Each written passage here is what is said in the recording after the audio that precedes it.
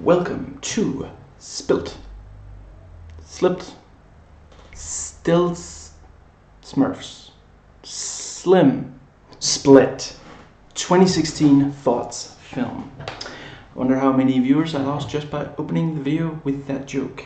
Now, this video contains spoilers, including for earlier entries in this franchise. It's a long video, but there are time codes for the different sections in the description box. Since I either have done or will do other videos on the subject, especially the franchise, the links are in the description. And since I've made other videos, I'm going to try not to restate what I said there.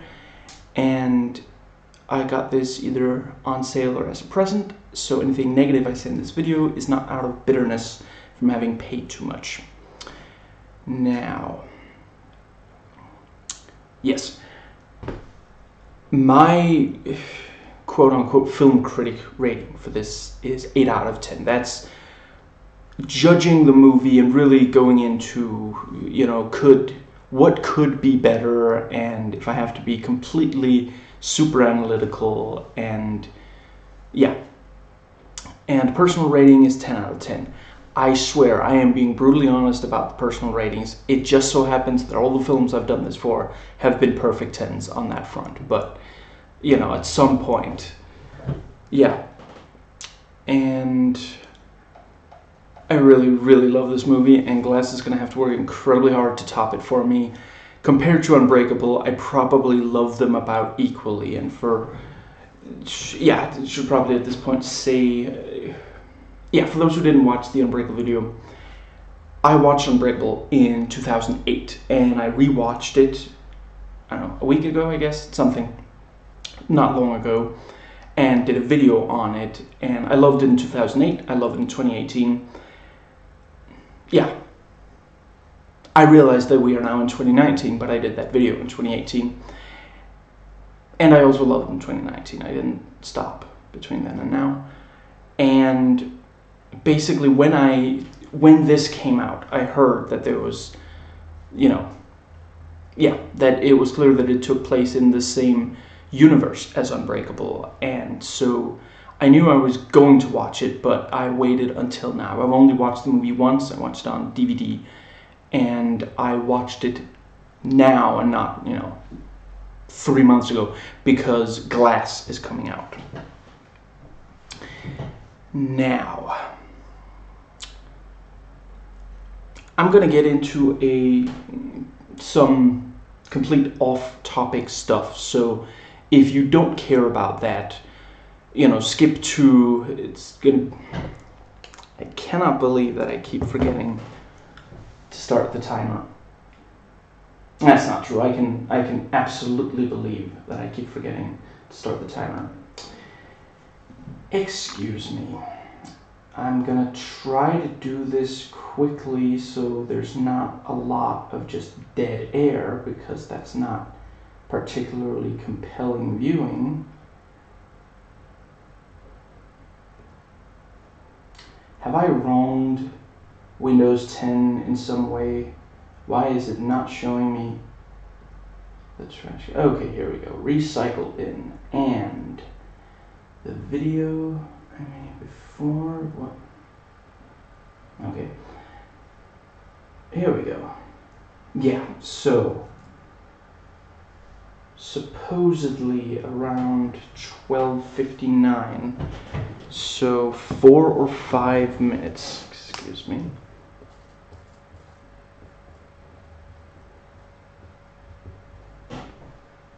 There we go. So that I have a little bit to go by when I check for when the... Right, so if you are not interested in the off-topic stuff, skip to the first section called Notes Taken While Watching. To the off-topic stuff. I don't always agree with what is expressed by Graveline, I couldn't tell you the exact percentage. Maybe 75% of the time I do agree with him. He recently put up a video about including spoilers in movie trailers. I agree with some of what he said.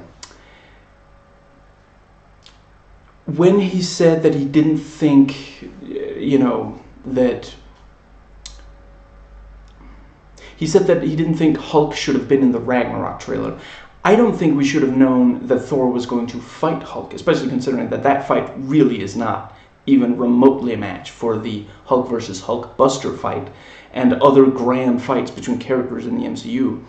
I think it's fine to have him in other parts of the trailer telling people he's going to be in the movie. A lot of people probably went there because they were big fans of Hulk, even though they didn't necessarily care as much about Thor. We haven't had a Hulk solo movie since 2000 and I want to say 8. Yeah, 2009 is like the 1 year that the MCU did not put out in a single movie. 2008. And apparently because of like movie rights BS, we might not get one, at least for a really long time. So the fact that Hulk was going to be one of the major parts of him, it's the first time he's been in a movie that isn't a straight Avengers movie that, again, since 2008. And yeah, people were excited about it. But the fact that the fight itself, that made it seem as though the fight was going to be a really big deal, which it super isn't. I mean, maybe, I don't know, I guess to the characters it's a big deal, but it's really not that. I love a lot about that movie, but that fight really was not that. I love a lot of the action in that movie, but that, yeah, I mean, I'm really glad that they at least also put a bunch of Hela in the trailer and, the various battles in Asgard. Because those are good. Those are amazing. But the whole... Anyway. With that said, there's something I disagree with him, more about in the video. He said that he didn't think we should have known from the trailers that Spider-Man was going to be in Civil War. Dude. Spider-Man has been called the single most popular and profitable Marvel character, above Wolverine. Maybe not far above Wolverine, but above Wolverine.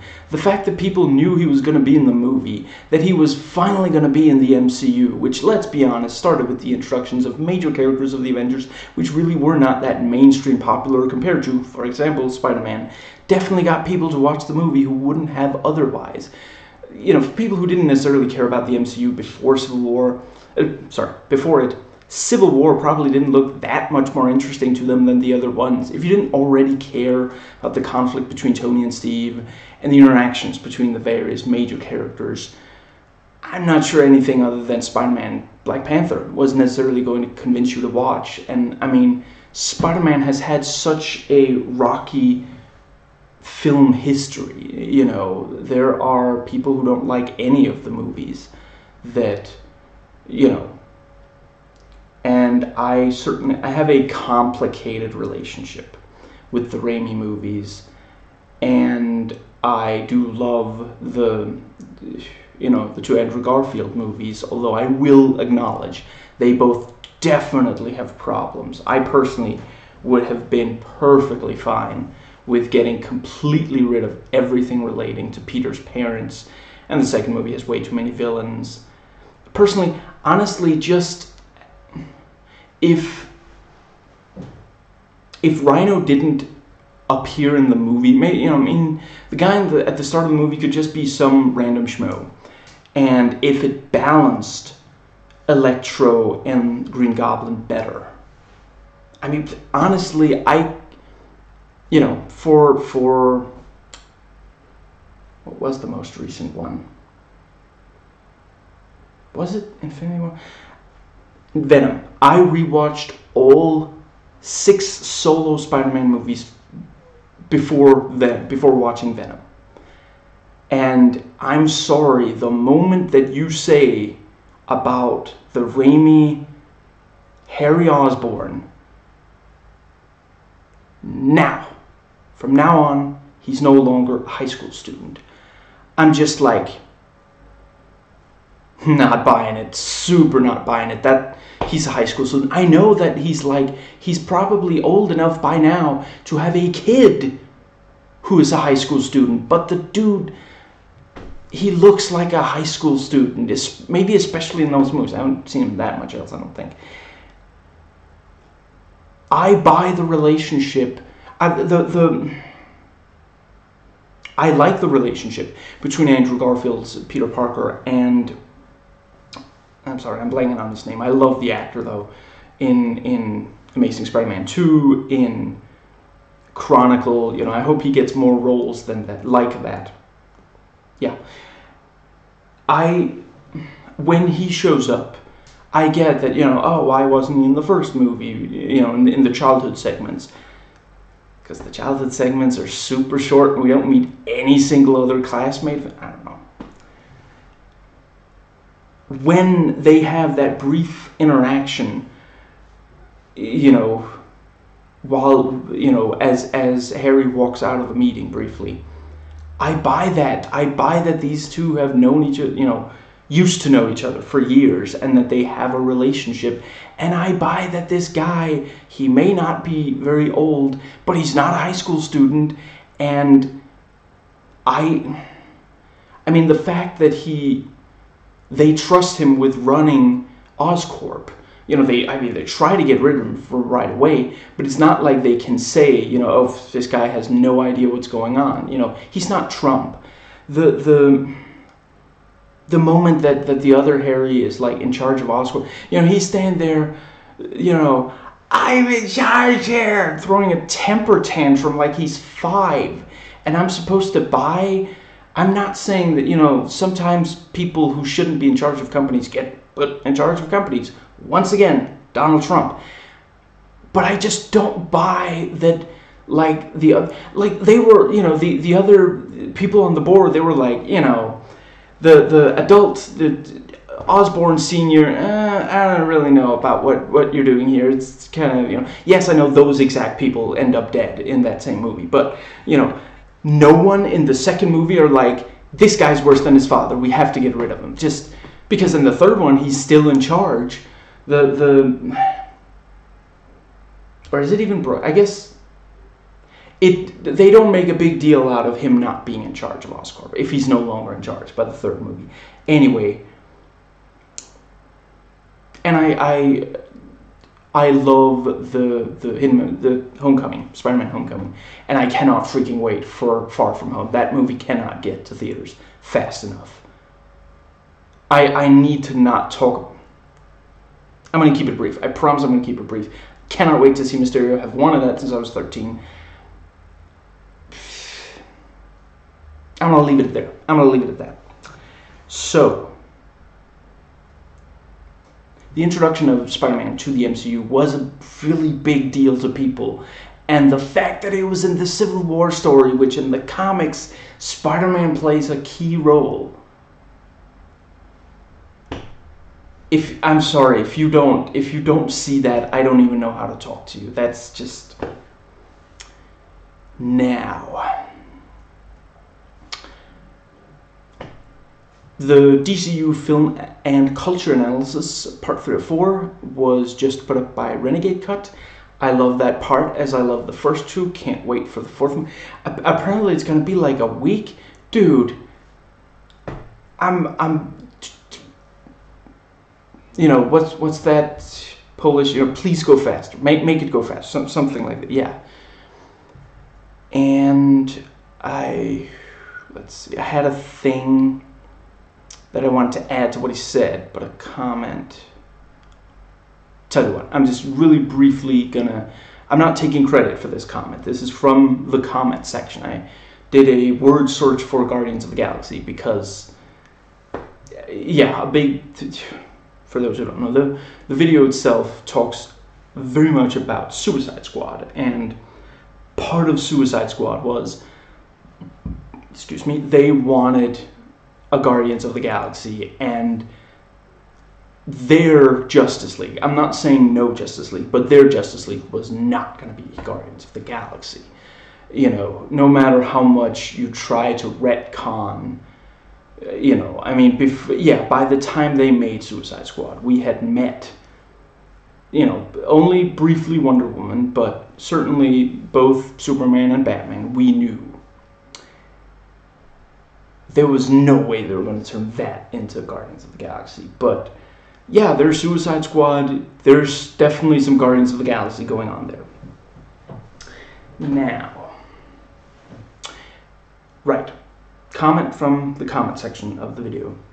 It's pretty clear Suicide Squad was only made in super fast-tracked because the executives at the DCU wanted their own take on Guardians of the Galaxy and a way to incorporate certain popular characters from comics of the mediums, like Harley Quinn, Joker, they wouldn't otherwise be able to do for a while, since even if the DCU had fully succeeded in what it was trying to do, it wouldn't have been able to do a major Batman movie with those characters for a while. Thus, they decided to cram them into this team of villains idea, seeing how successful Guardians of the Galaxy was, and fast-track it as quick as possible.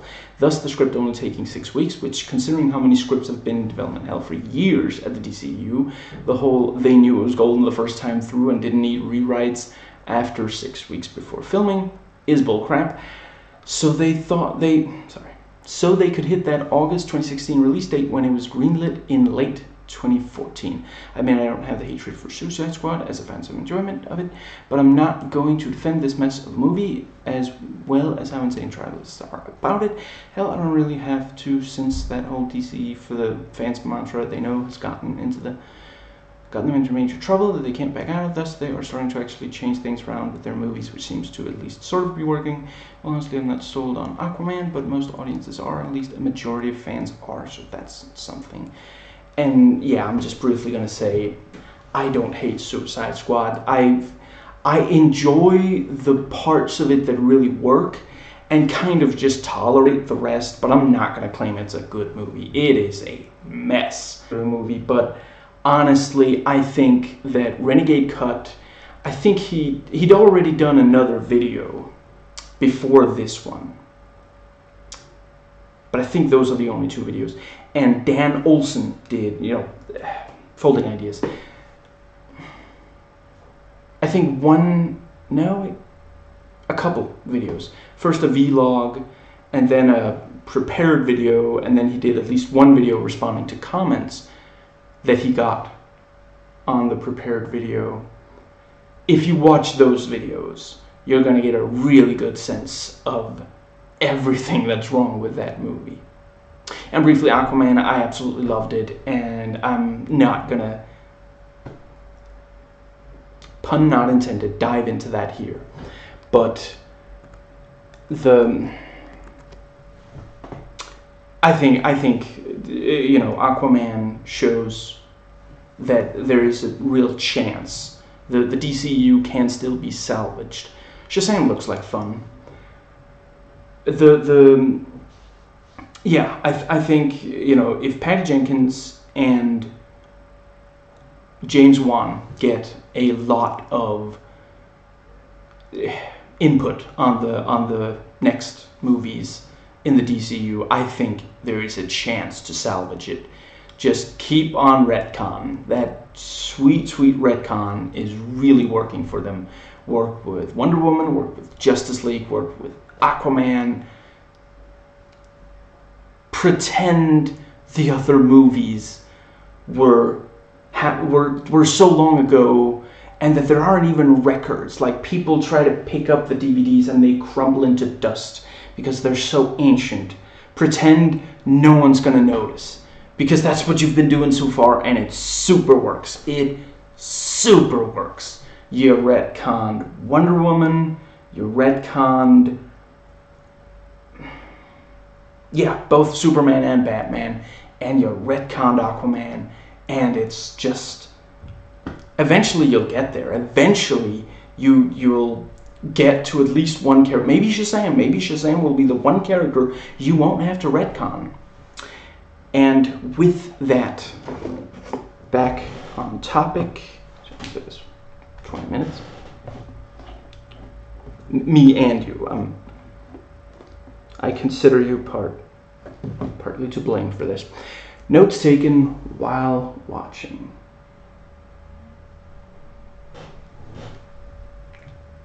So yeah, once again, this is purely about the movie Split.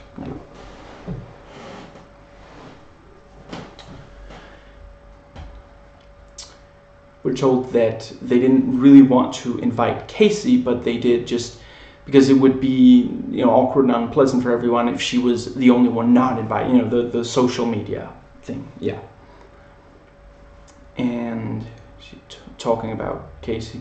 She gets detention a lot. She yells at teachers sometimes, and she apparently kept running away from home. And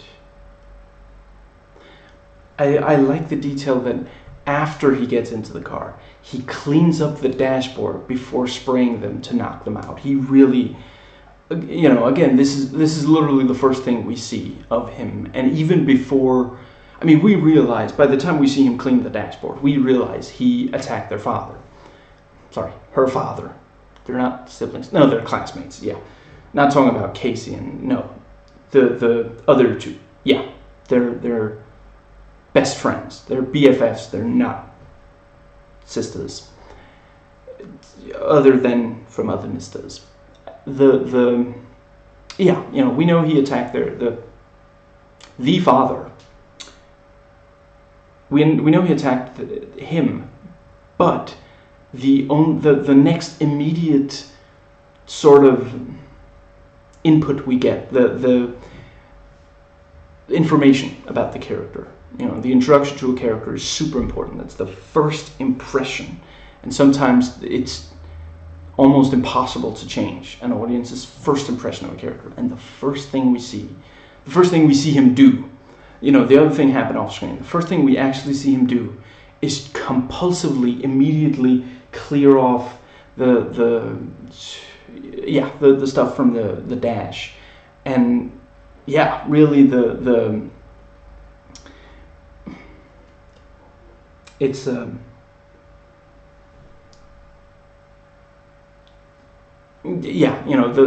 even just being, he can't even stand to be in the car with them unconscious if the dashboard is going to be that,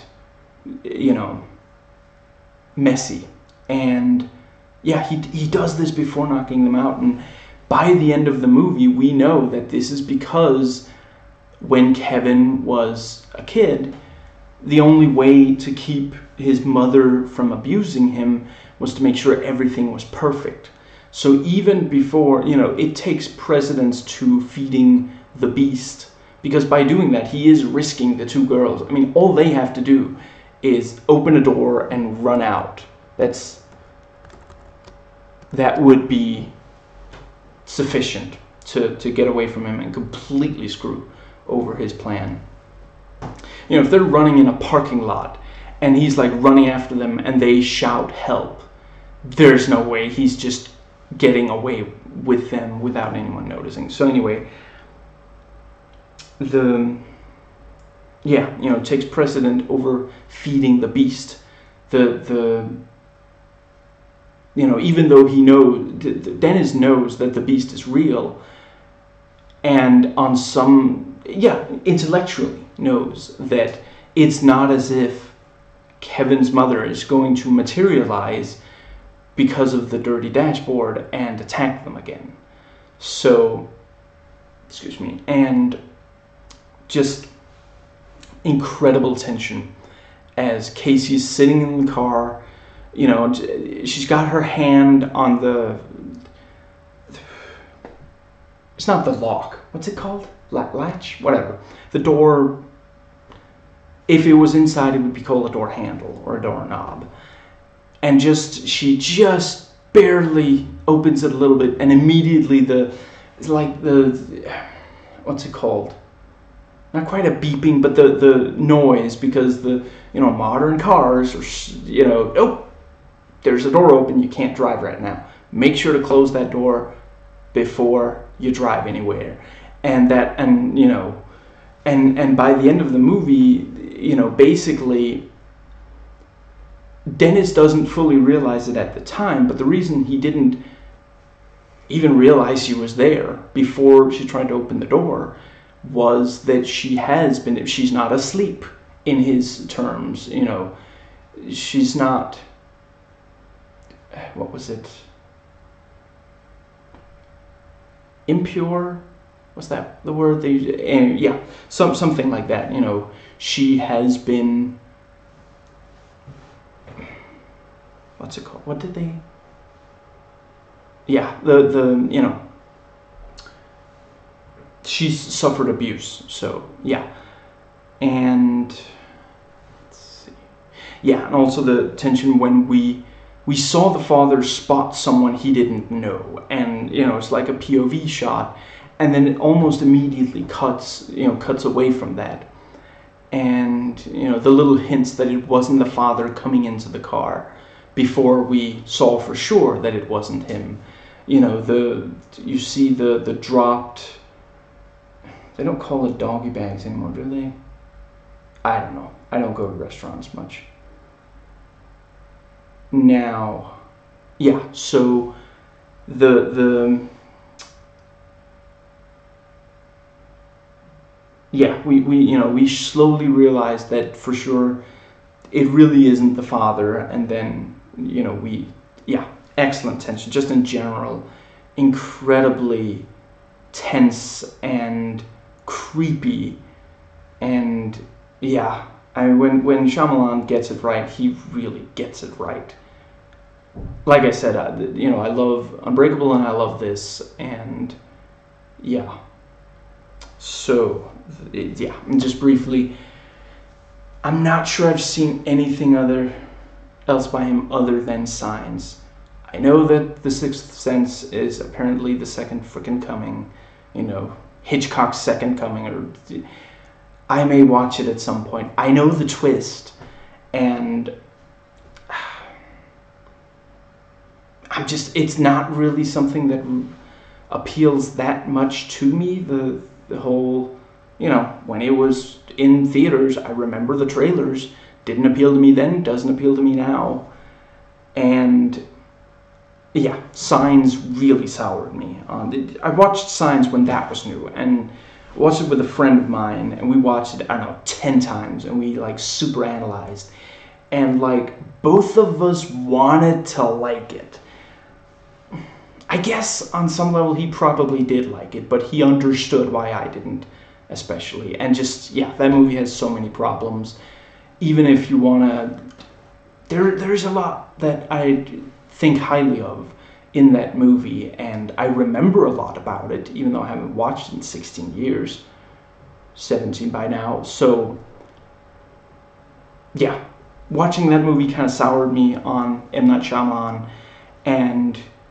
yeah, just each time I heard, oh, he's put out a new movie, each time it was like, well, that concept isn't really appealing to me, and yeah, then, I did find the idea of Unbreakable interesting, but I don't, did I find the DVD, I maybe bought the DVD in 2008, I forget, I don't remember exactly, but I didn't find a copy for cheap when it was before 2008. So, yeah, and when I heard about this movie, I'll admit, this movie's concept intrigued me more than the others, but, and I always felt like James McAvoy could pull it off, but just, 3 years ago or 2 years ago, whatever, it just wasn't something where I was like, I need to watch that movie, until I heard that it was in the same universe as Unbreakable, and I'll get more into that later. Now, and yeah, the opening credits, the names appear, my guess was a couple dozen times, and in the trivia, the IMDb trivia, it says 24 times because of the 24 personalities, so yeah, that's clever. I had guessed that it had to do with split personality. I didn't think about that it might be the exact number. What happened to my dad? Do you know what happened to my dad? So far, they are not one-note, selfish and obnoxious in characterization, and I really appreciate that. And honestly, I don't think they ever became... I never really had a big problem with the two girls. I'm frustrated that we have to do the, absolutely has to be teen girls, and they have to get half naked. But ultimately I don't know if how Shyamalan feels about sexualizing, women in the. I watched the Nostalgia Critics rewatched of Lady in the Water. Did I watch it? Whatever. Watched it, and in that there's apparently like the Asian woman. At first, you only see like her ass, and it just I don't know. I don't know if he does it because he figures more asses in seats, or if he genuinely just, if he's the type to objectify, if he thinks that it's a good idea, whatever. I don't know. I'm not going to get into that here, but hypothetically, let's say that instead of 3 teenage girls, the 3 people that Dennis had captured were like 50-year-old truck drivers. There would have been less people watching the movie. I'm not blind to that. I may wish that there would still be, but the moment that you have teen girls, presumably the teen girls in the audience, can empathize with them, and every straight males in the audience are gonna watch to ogle. Not all of us, but a lot are. Anyway,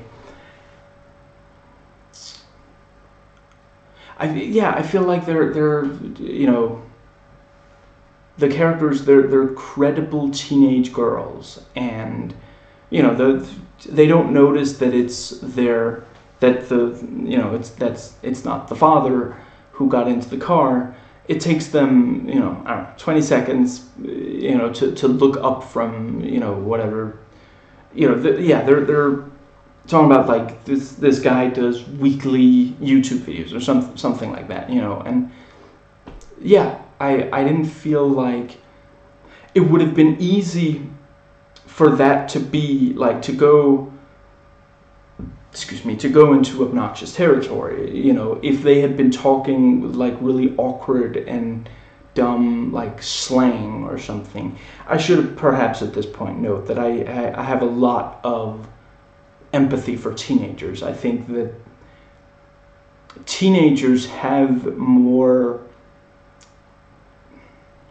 they experience a lot of really unpleasant things, and a lot of people don't want to acknowledge that because, if you don't acknowledge where someone else's pain might come from, you can always, it's a lot easier to judge them for how they behave in response to that pain.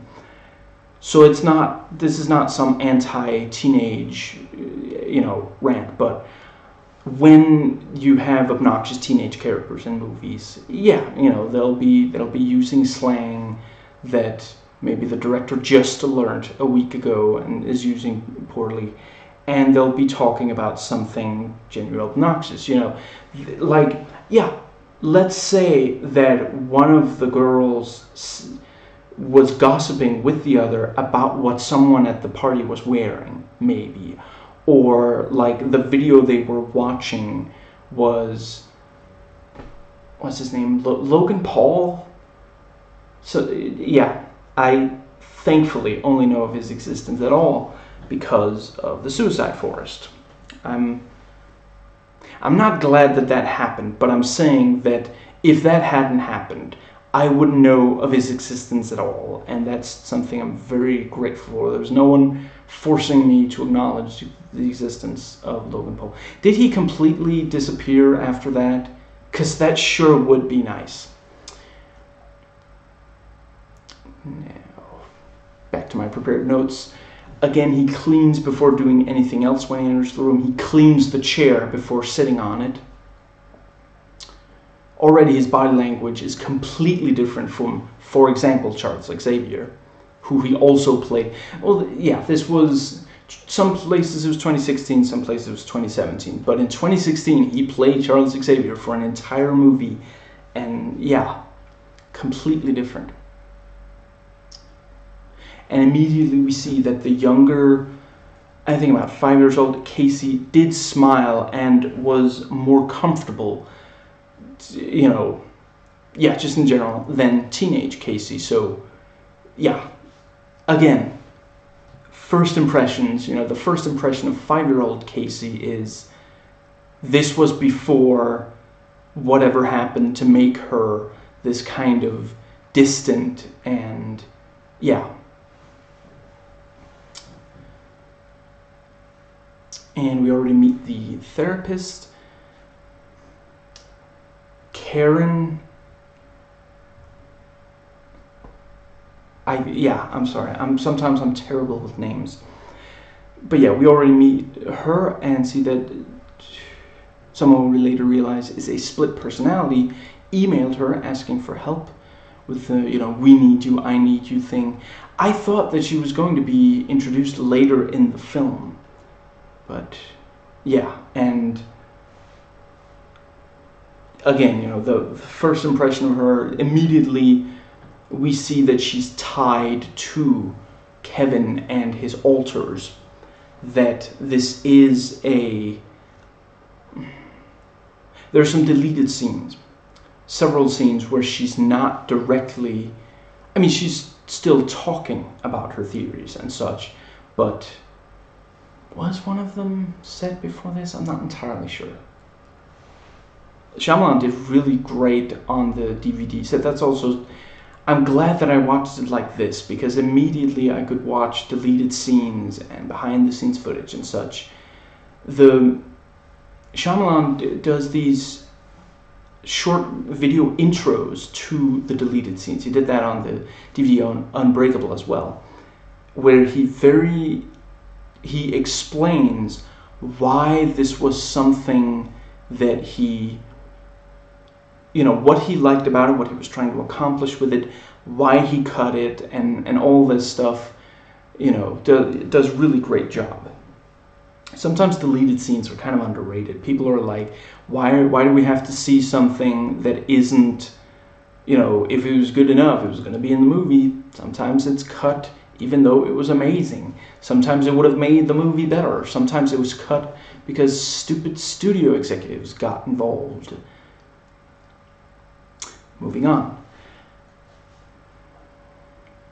I really appreciate that the girls discuss what to do, how to get out, instead of just sitting still and crying a lot, like in a lot of these movies that are about female kidnapped victims. For like half a second, I thought Uncle John might actually hand the other beer to 5-year-old Casey rather than keep it for himself as he does. Which is just, what, she doesn't get to have any fun?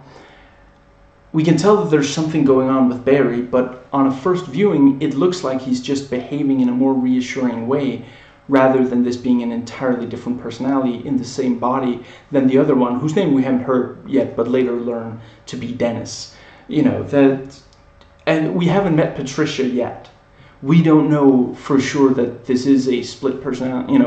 The moment that he enters the therapist's office, it's like, okay, clearly, if nothing else, she believes that he has multiple personality, dissociative identity disorder.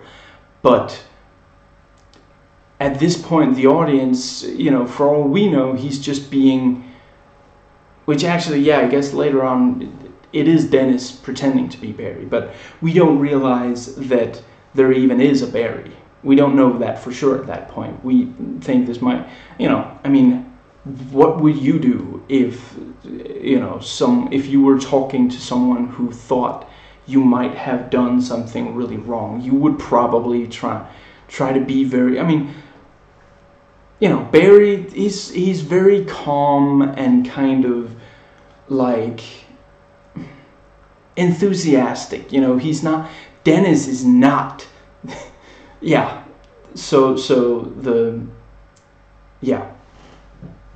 And I have to say, now having watched the entire movie, I obviously know that at this point in the movie, having watched the entire movie, knowing that Dennis was the first altar, and this was something that Kevin created to try to avoid his mother punishing him.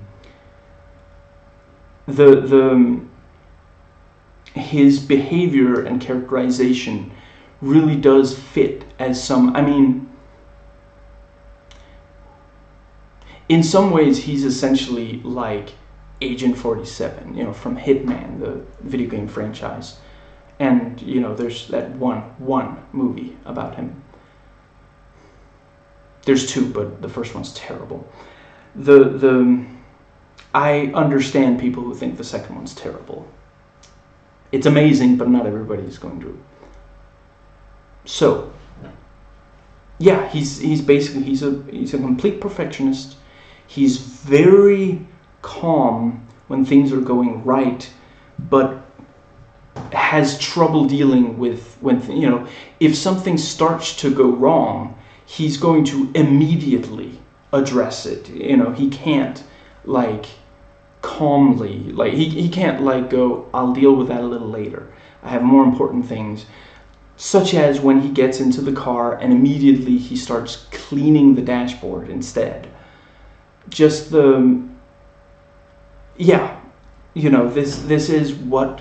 this is the kind of behavior someone would adopt if they felt that someone close to them would likely, abuse them if they made even a single mistake. They would become this. It's not as though there's no room for joy left in Kevin and his alters. Certainly Hedwig has a lot of sometimes he can get really serious as well, but he's also it's kind of goofy and so it's not that none of the alters have any joy, but when you're dealing with something like that, when you feel like you have to be perfect every single second, every single it leads to that. The immediately fixing the things they find and not really being happy when things are, no matter how good things are, just being focused and not even content, just focused. Now, and the neighbor woman doesn't believe that the patients. I appreciate that that's something, ultimately the movie, the various, it's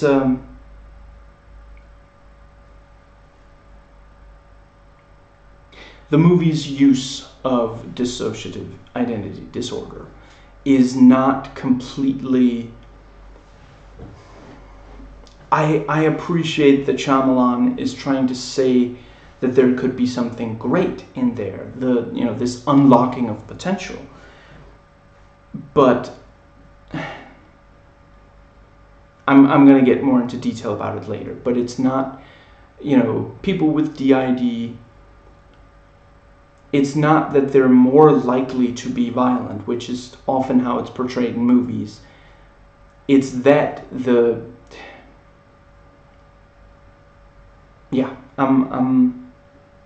I have notes about it later in my notes. But I appreciate that it does at least show, some people still don't believe it even exists. And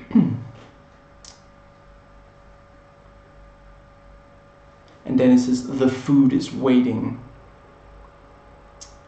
19 minutes in, and we realized that James McAvoy, it's not McAvoy, right? It's McAvoy. And I think has at least two different personalities, although whether they are real or he's just pretending isn't completely clear yet. And just under 21 minutes in, and the first mention of the idea that they have supernatural powers is brought up. And, it's made clear the therapist believes that there is something, well, she says she doesn't believe it's supernatural, but she does believe that they can have basic abilities, I suppose I should briefly go into, just before hitting record, I rewatched the Midnight Screenings episode because I watched when it came out, and I watched for the first time, I think, the video that the CinemaSins video, Everything Wrong With, and he mentions,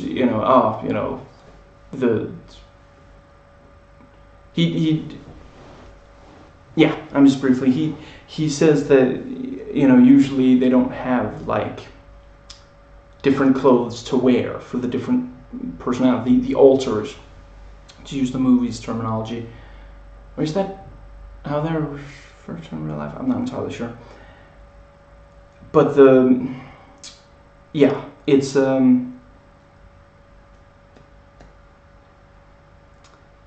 obviously, it's something that the movie does in order to make it more clear to the audience and to give the actors something to work off of.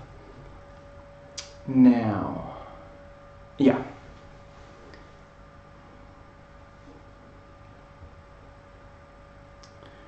Let's see. When Dennis indicates that he wants them to come closer, Casey is the first of the three girls to go along with that because she knows that he might become angry if they don't. I really love the writing and acting of Casey. It is, her character is 100% credible and very smartly written and acted. It really, there's clearly, we don't realize right away exactly what, although if I recall the abridged script says it's obvious. I knew going in, so I can't say for sure. I heard a bunch of spoilers about this before I decided for sure if I was gonna watch. Honestly, I probably did spoilers before, just not very recently, other than reading the abridged script. Now, but yeah, at some point, Casey, didn't do what her Uncle John wanted, and he was angry. And she learned that, once she accepted that she probably couldn't get away from him, she internalized, since then, when he asks for something, she tries to go along with that so that he won't be angry, because she's not going to be able to prevent him anyway. Now, and they guess that they're going to be fed to dogs, which is a fairly logical place to go now that they are certain that they are what he referred to as food before. This is the second time that idea is brought up, and this time Dennis tells them specifically, "You are sacred food." The other time it was they guessed that they were what was referred to as food. Or did they, or am I inferring? Whatever. Yeah, and it's a logical place to go to that he has dogs rather than cannibalism. And yeah, and I think it might be Hedwig, and Casey's like, "Wait, why are you whispering? What? Why are Shyamalan characters always whispering? What did we hear?" And she sits on the floor, sort of, similar to how Hedwig sits on the floor, but also that indicates to Hedwig that, this is a situation where,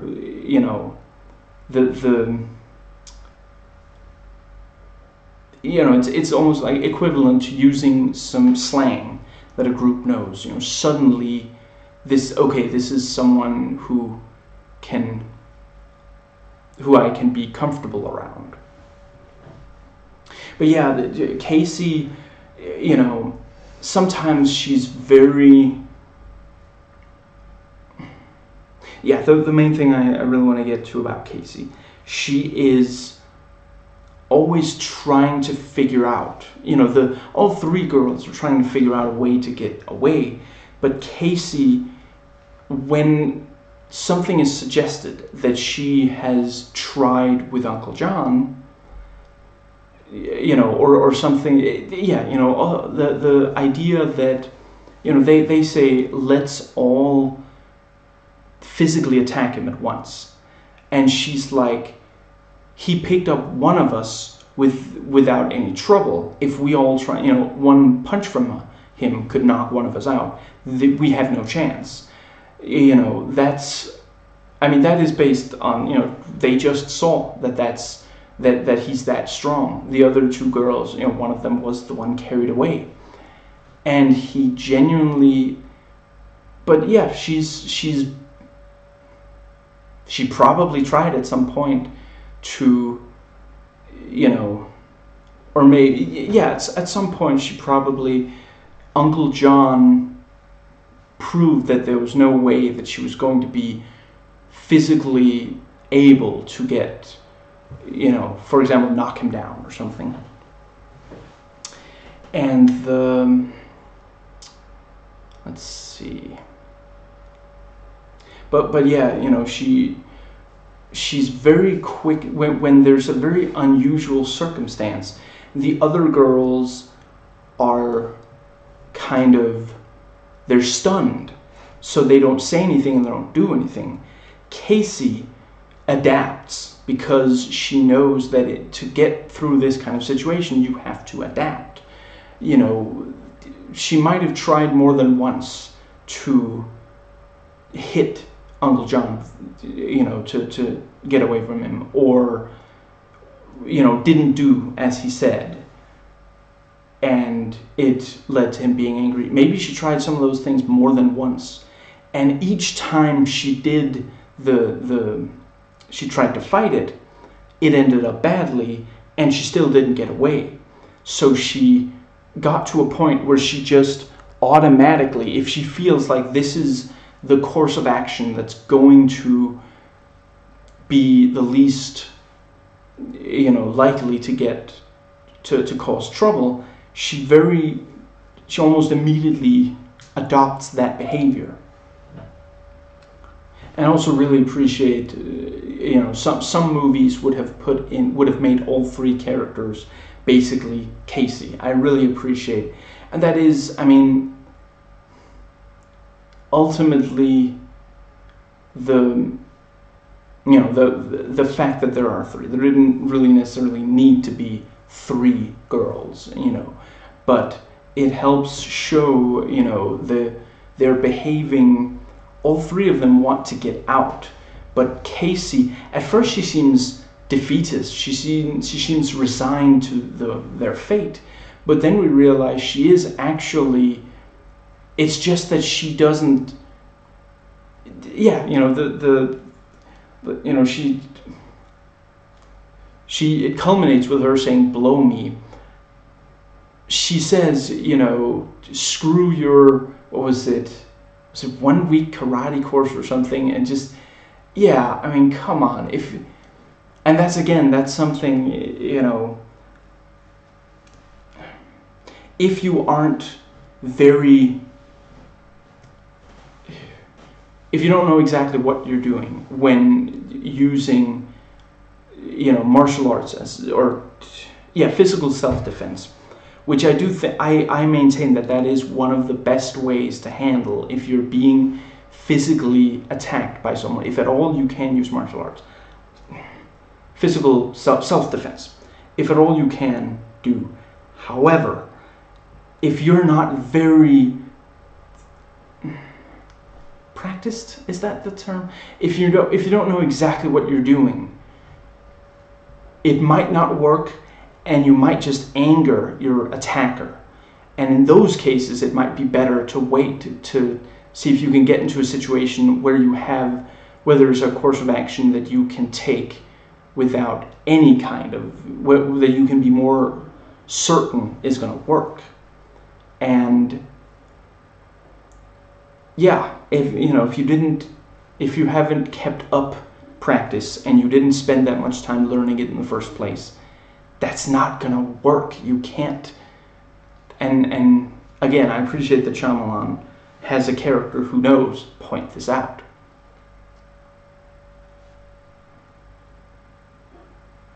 When you're not around, Dennis and the lady talked about it, and they said that he wants a boy this time.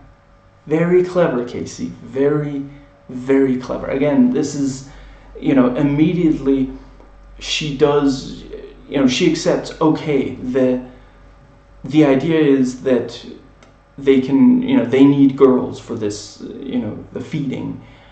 If I can convince Hedwig that this time they want a boy, he's going to, out of self-interest, he's going to help us. He's going to say this, if I help these girls escape, then I won't be sacrificed. Where, again, the other characters, that doesn't even, and I'm not saying they're stupid. Most of us in that situation, they're looking at, 30-year-old man who clearly thinks he's a 9-year-old. That's how do you deal with that when you're already in this situation where you're fearing for your life and you don't know where you are, you've been captured. It's, again, introductions are everything.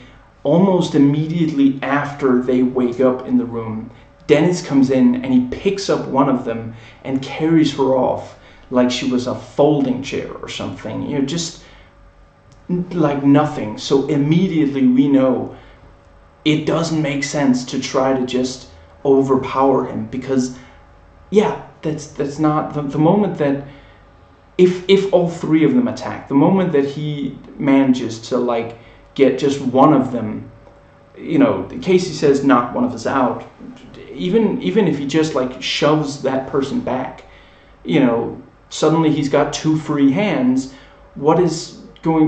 That's two free hands, not 2 free hands. Yeah, what's gonna keep him from just grabbing them or hitting them or pushing them or something?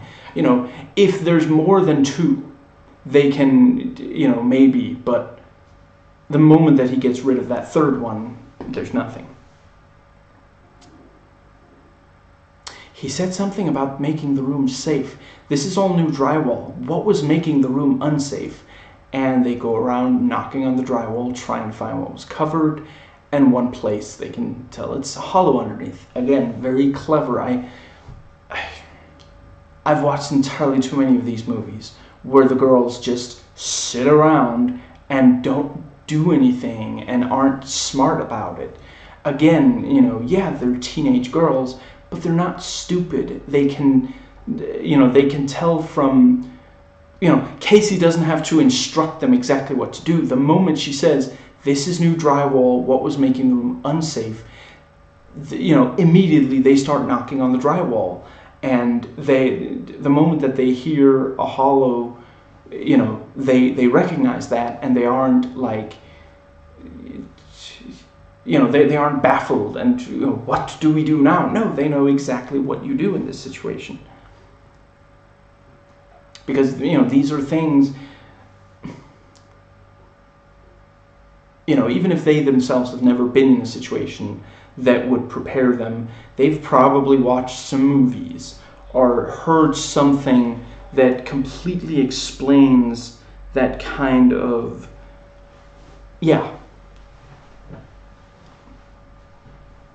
I also appreciate this kind of old school stuff of, then there's what's it called?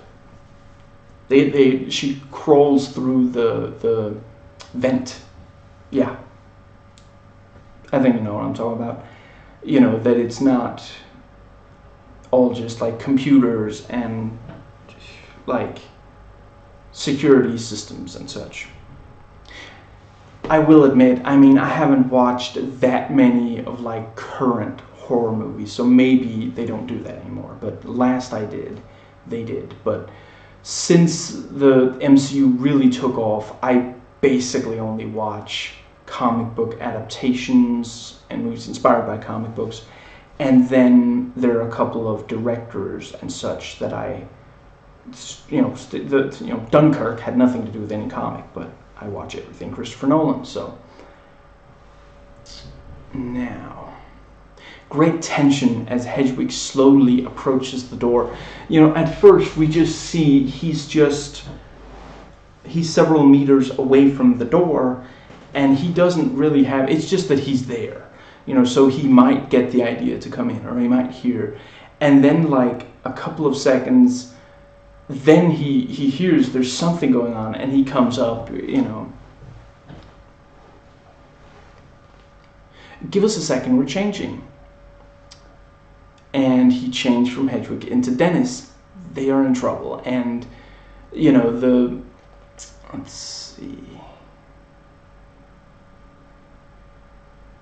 Yeah, he almost immediately pushes the door hard enough that they can't hold against anymore. We see a little more of where they've been captured. We have the creepy tunnels in addition to the sparse room. I think this movie does an amazing job. If this entire movie took place in that one room, by the end we'd be like, this is really dry. This wall is so dry. But because, that again, I think the abridged script points out, why I have several rooms, why didn't I immediately separate them? Because when you just show that one room and all of them there, it's almost like a prison cell or something. The fact that, let's hypothetically say that Casey woke up alone there. At that point, either you're going to have to cut to the other girls, or you're going to spend some time away from them, and cutting to them tells us there's more than one room. Showing only Casey suggests to us they can't. I think the whole movie is very claustrophobic. The entire everything that happens in the area beneath the, what's it called? Maintenance, something like that. Everything that happens down there is very claustrophobic. But with, a bunch of different rooms and such, at first, for a little while, all we see is that one room, and ultimately we know it's a room, it's a regular room, just has a lock on the outside. You wouldn't want to live there, but you can. And once you realize that, it's not that it is less scary, but if we knew it going in, it would be. By the time we see that there are more rooms, the movie has sufficiently, it doesn't spend too long in any one room, and it really, the Shyamalan and and whoever helped edit it, they know how to pace this kind of thing. They know how much to show and when to show it. It really, and again, the fact that almost immediately, very early in the movie, we see that this guy can walk outside, he can walk directly into his therapist's house, apartment, whatever, her home, and she will more or less accept. There's nothing. If a long time passed without us seeing that,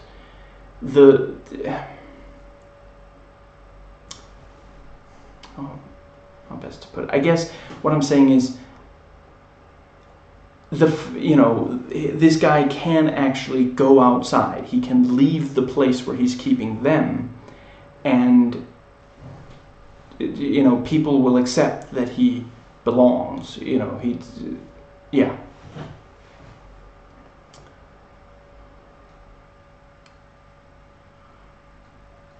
Very tense as she hides in the closet, and I really love it. We only see her inside the closet and what little she can see from in there while she is hiding in the closet. Again, so many filmmakers would have said, this is just, people aren't gonna accept it.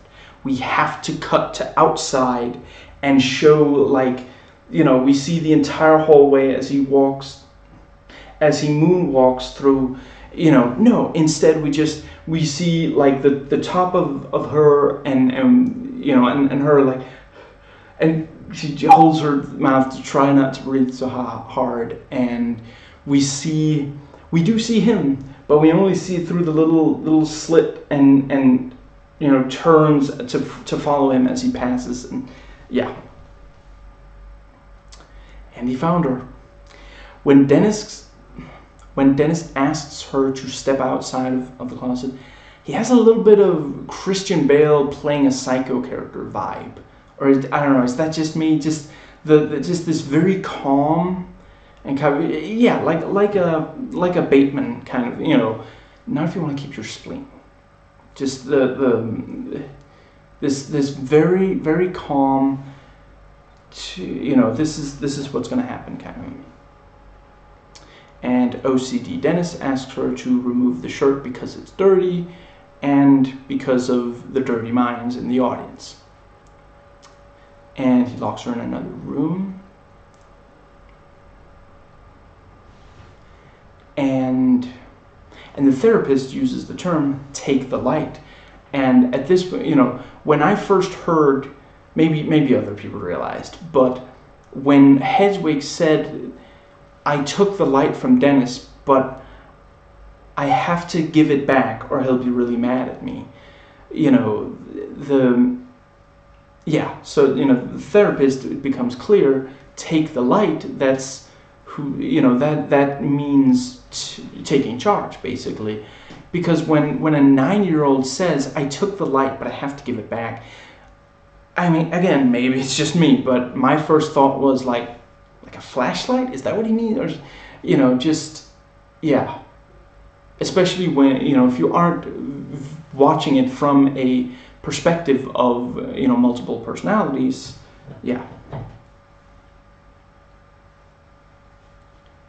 They have different physical strengths. I forget which character says that, but, we've already seen Hedwig and Dennis have very different levels of strength. And, the therapist says, "Is this where our sense of the supernatural comes from?" Referring to how the different personalities can be different, can physically be different and have different minds. And I mean, I guess from that perspective, let's just briefly go with some of the most famous of, I'm going to go with Western because those are what I know. Supernatural entities, vampires, zombies, and werewolves. So a vampire would basically be an alter who believes that, sucking blood will be, will help keep them young and keep them alive.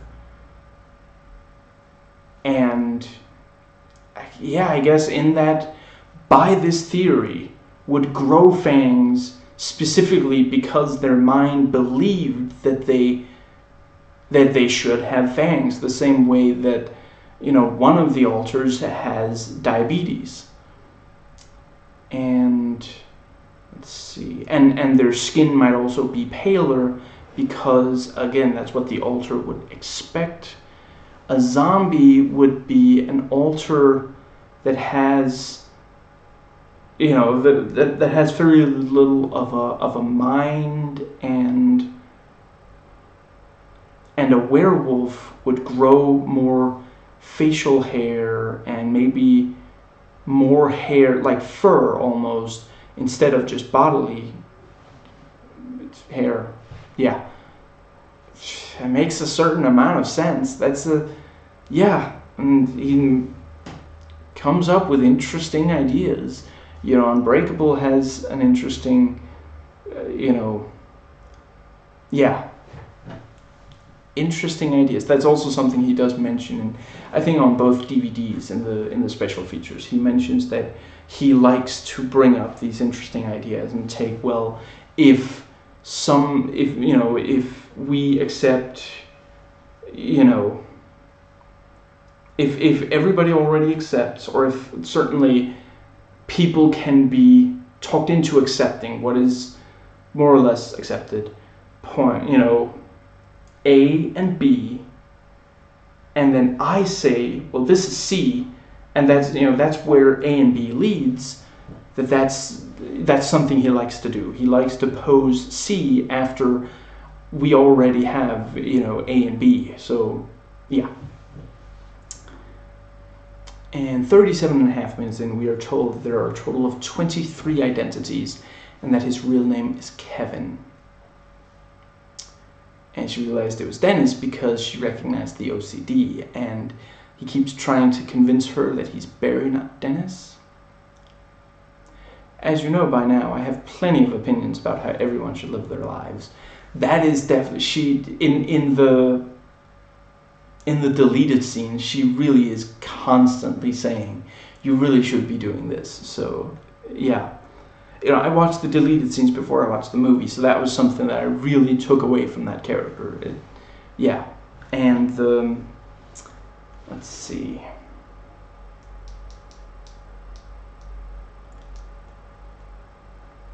So wait.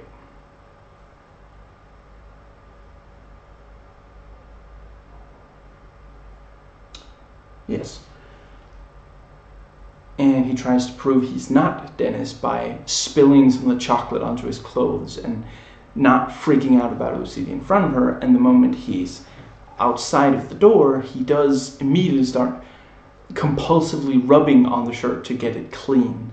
Again, let's hypothetically say he passed someone on the stairs. They would be less likely to notice if he wasn't rubbing.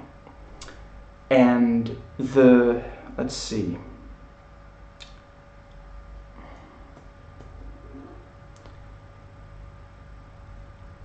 And again, intellectually, he knows it's not as though walking down these stairs, suddenly, Kevin's mother is going to appear. And we have the customary M. Night Shyamalan cameo. He does a decent job acting here. I think it's fine as long as he doesn't give himself a really big role or a lot of lines. It also works in Unbreakable. Again, Signs. He sits there and he has like all of these lines, and I'm sorry, from what I've seen so far, he's not that good of an actor. He's just not. And it's not, I was about to say Hitchcock wasn't either, but that, I'm not sure if that's necessarily. Hitchcock could certainly perform, certain things incredibly well. But yeah, Hitchcock didn't give himself really big roles in this. But, if you ever sit down and like watch old trailers, I don't, I love the Maltese Falcon. The trailer for the Maltese Falcon really doesn't sell it particularly well to an audience of today. I love The Adventures of Robin Hood from 1938. Trailer, it's okay. But Hitchcock's trailers for his own movies, they were really, really, what he does. The one I most remember is the one for Psycho. And literally, he keeps almost telling us, almost showing us what we want to see and what people went to the movie to see in part. But not quite. He talks about how, oh yeah, this is the place where this happens, and oh, that poor woman, all that blood, and just. Anyway, let's move on. And he keeps doing this throughout the trailer, bringing it up, and we're almost going to be told what happened or what. And, I suppose an argument could be made that you shouldn't watch it until you've watched the movie, but I don't think there's anything in Psycho that hasn't been spoiled, cultural osmosis and everything. But once you've watched the movie, everything he mentions in the trailer, there's nothing that was like, that was just for fun. No. He's like, that's where the mother would sit. This is where that young woman was killed in the shower. All of these things. and just literally, it's a set tour. It's a set tour. That's it. And that's actually something that they would do back then. Is that the Rear Window? I think maybe the Rear Window trailer literally... What's his name again? Yeah, the protagonist of, first we see him, like, I think he's in character for a second or so on set, and then he faces the camera, looks directly into the lens, and talks as the actor out of character, and he says, "This is where I do my performance, and I hope you come to watch this." And it's just, I guess that worked back then, but today no one would. That's ridiculous. But yeah, that wasn't, I don't think the ones I've seen where it's the actors doing it, they haven't been particularly compelling to me, but I haven't watched all of them. But Hitchcock doing it, I mean, the man knew suspense. I'm not, he wasn't perfect. There were definitely things that he would say or do that are a little out there.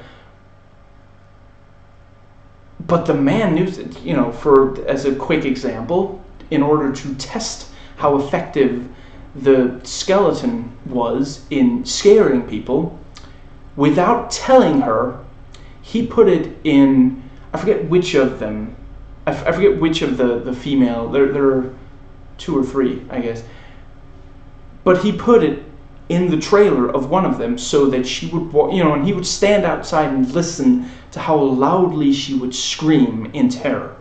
That's a pretty messed up thing to do.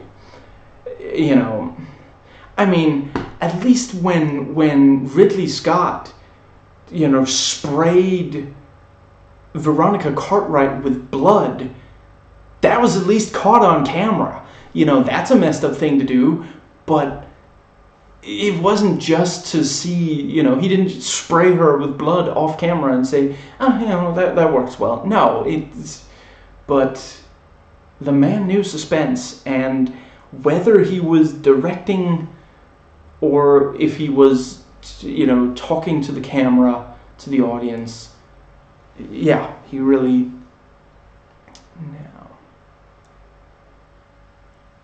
And back to the notes. Jai, the M. Night Shyamalan's character, bought chicken wings or something from Hooters, and then reheated them so that she would have something to eat. And she's like, this is suicidal. And then she says about Hooters, it's like if Henry V ran a fast food franchise. I think I know just enough about history to actually understand that. And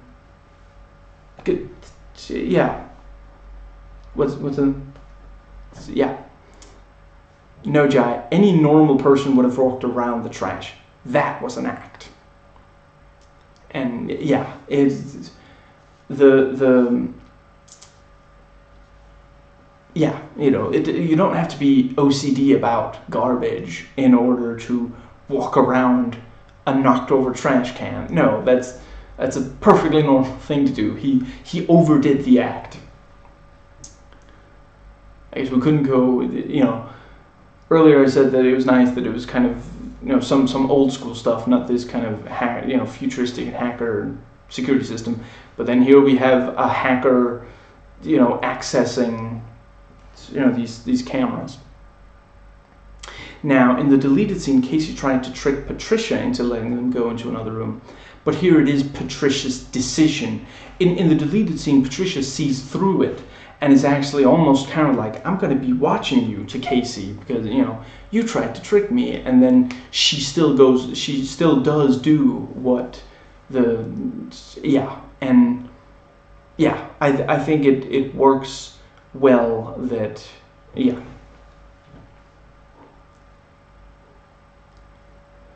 And, Marcia gets the idea to try to escape, and Casey's like, Marcia, no, Marcia. And great tension when Marcia's trying to find, she's in the room, and, suddenly Patricia's behind her, and the camera, I haven't watched a lot of Blumhouse. This and both Sinister movies, I think, are maybe, and Sinister I watched because I thought the concept was very interesting. That was actually the first time I saw that director, any of that director's work. Anyway, so I've only seen these 3 movies by them, but oh wait, the second Strangers movie was also Blumhouse, wasn't it? I don't think the first one was. I think that I'm not going to make excuses for Sinister 2. There are things I like about that movie, but it's not, on the whole, it is not a good movie. But the other 3, yeah, good job. They're, scary, creepy, tense. Yeah. I really do hope that they make at least one more Strangers movie. I definitely think that you could, the first one is basically this kind of 70s, somewhat minimalist kind of stalker thriller kind of thing. And then the second one is this 80s slasher movie. I think there are at least, let's see, what would be, I don't think, 60s horror, from what I've seen, was very psychological. You've got Rosemary's Baby, you've got The Haunting. I don't think that would work for a movie. Certainly not by now. Maybe if the first movie had been that. And now I'm just picturing, Rosemary waking up, and instead of, the doctor coming back into the room, it's, the dude with the face, the mask from The Strangers. Yeah, anyway. I do think, 90s, there's definitely some kind of playing with tropes and the kind of self-aware horror. Scream 1, or Scream 4, Scream maybe, with The Strangers. I think that might be interesting to watch.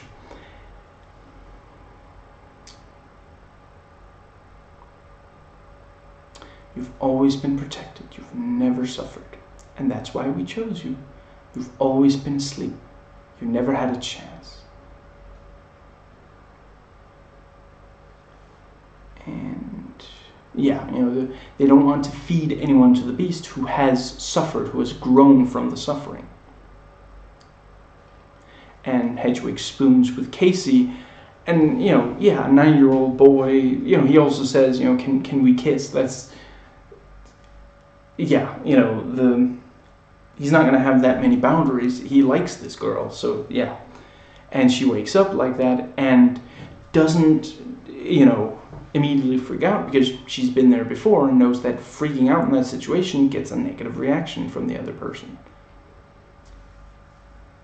And Hedwig notes that she wears a lot of shirts, and the way I say this is probably so that she can be certain that no one can, from one second to another, rip her shirt off and molest her, and also to hide the scars, so that if one person did rip off her shirt, it's a defense mechanism, like having 2 entrance doors to your house, like Dr. Christine Blasey Ford.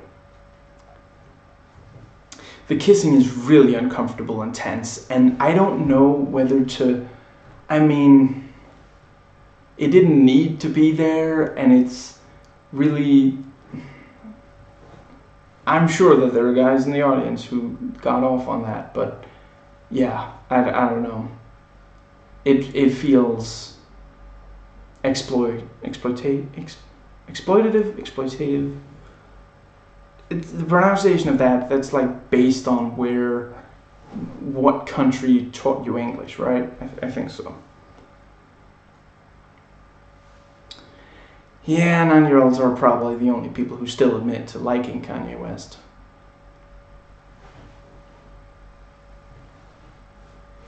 Maybe I could listen to music and watch you dance. And later, maybe you could sneak me there. That's, again, very clever. And he's like, you're lying to me. And then she's like, I'm not lying, and I'll prove it to you by telling the truth. And you can look me right in the eye and see if you think I'm lying. I get into trouble at school on purpose, so I get sent to detention to get away from everyone, so that I can be alone. And that was, again, a really great, it didn't feel contrived, but it's a good little monologue, I guess, because that is it. That's who we already knew that she got detention a lot, but yeah, this is why, detention, literally, you're not allowed to talk to the other people there, and you're not allowed to leave. So yeah, and her uncle is like, where were you? And she's like, I got detention. What is he going to do? Call the school and yell at them for giving her detention, thus making, yeah, he's probably trying to keep people from not thinking too much about their living situation.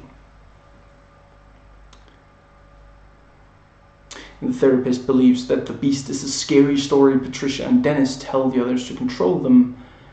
And then she says, he can climb on walls and he has a thick hide like a rhinoceros. Yeah, rhinoceros. Earlier I was thinking like bulletproof skin or something, but no, thick hide like a rhinoceros, hence because the zoo. And she tries to reassure Dennis that it's okay for him to show himself, and finally he drops the act and shows that it is him. And again, just the body language, just immediately, within just a few seconds, really 1 second to the other, like from pretending to be Barry and then revealing that it is Dennis. They call us the Horde. The others, Miss Patricia and I, are ridiculed. And we're not perfect, but we don't deserve to be ridiculed. We're all struggling. They have to admit that. And again, it's this thing, he can't, he acknowledges we're not perfect. But it is like he doesn't deal with it well when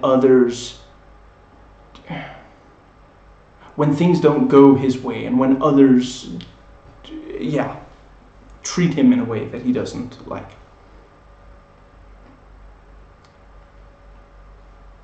So you and Patricia are in charge. Yeah, we're in charge. We're the only ones who can protect Kevin. He's very weak. He doesn't know how powerful we can be. And she convince him that the beast doesn't exist because she never met him. Oh, sorry, he never. Yeah. Sorry, a lot of times when I try to voice type she, it comes out he for some reason. Yeah, he never met him, and he resides in the train yard because Kevin's dad left on a train, and he's not the 24th altar. And yeah, the thing with train, that's East Rail 177. That's that connection to, yeah. And, it's like, so that's your CD player. Yeah, that's my CD. I'm a little surprised because you said it was the window. Oh, this is the window. And that turns out to be a drawing.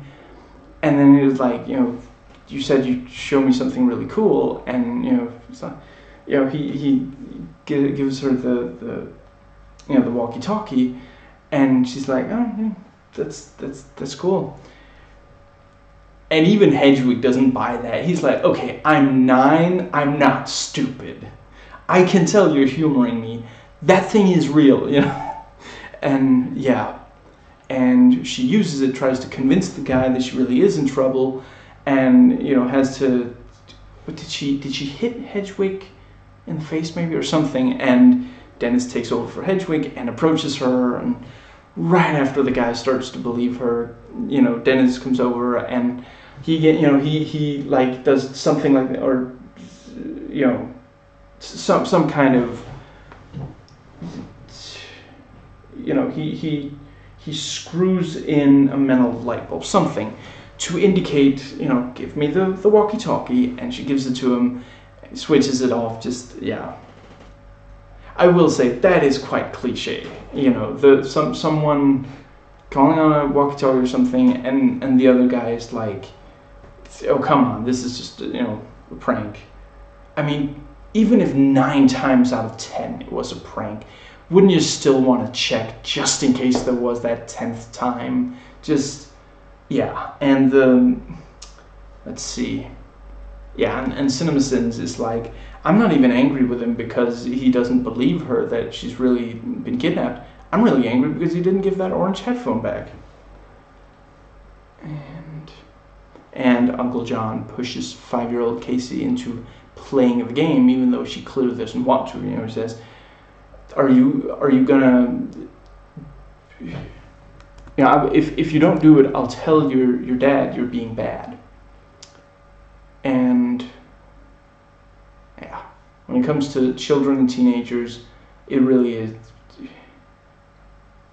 Adults saying that they did something is far too eagerly believed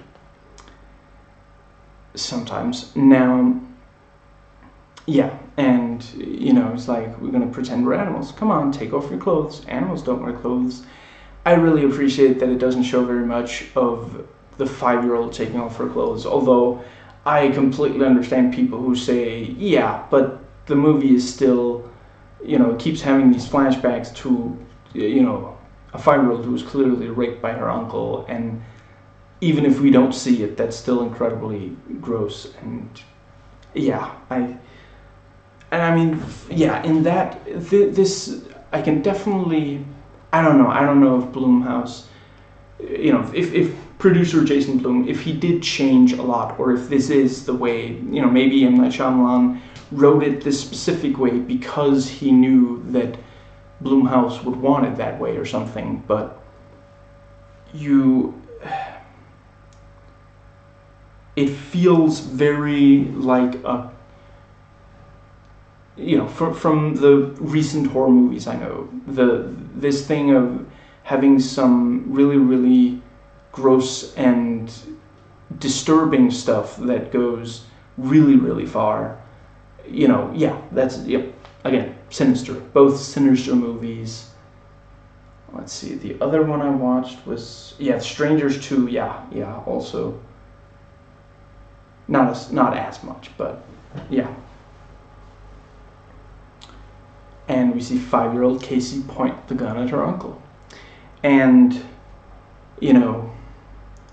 just briefly, this was something, I'll admit I didn't notice all the similarities between,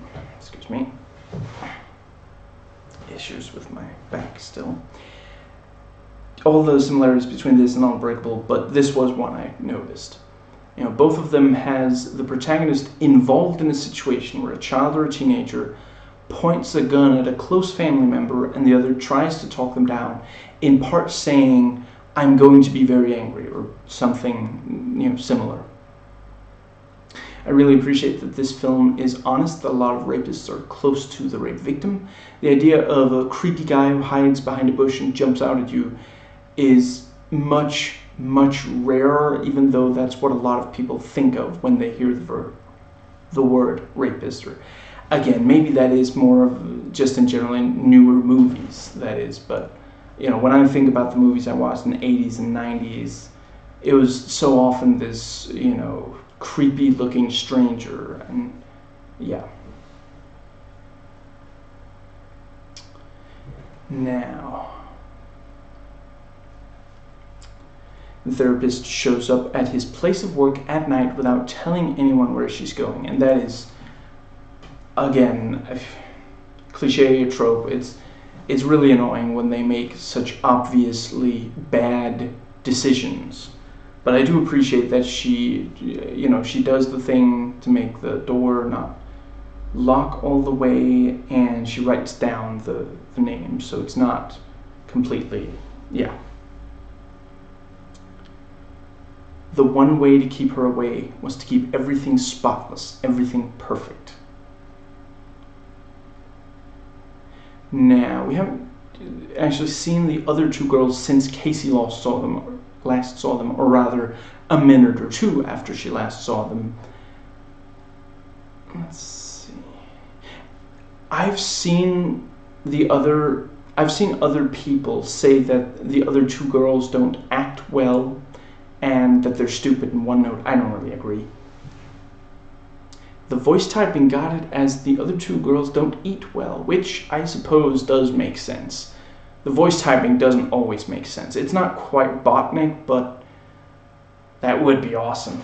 If at some point, like, I can set the voice, for those who don't know, I use Google Chrome Beta, which in the, what's it called? The Drive, My Drive, or Google Drive. If you create or just convert a Word document into it, but I forget what it's called, but you'll know. It's a lot like a Word document, actually. Give me a second. Let's see if I can. It's a Google Doc. That's what it's called, Google Docs, and yeah, if you go in there, if you've got a microphone, you can tell it to voice type and do it in various languages. If there's like a setting for, okay, interpret what I'm saying as if it's like botnik or something, I'm definitely going to use that. That would be awesome. Now, Dennis tries to convince the therapist about the beast, but she says he can't be real. There must be limits to what the human being can become. And there's another whole part of the story, isn't there? About the eating of the impure young. What does impure even mean? And yeah, here the therapist puts, I don't know, a scarf or something into the lock part so that the door can't be permanently closed, but in a way that you're not going to notice if you're not looking for it. So he's not going to just immediately fix it. And the girl wonders if the therapist is actually real. She's been down there for so long and seen such, excuse me.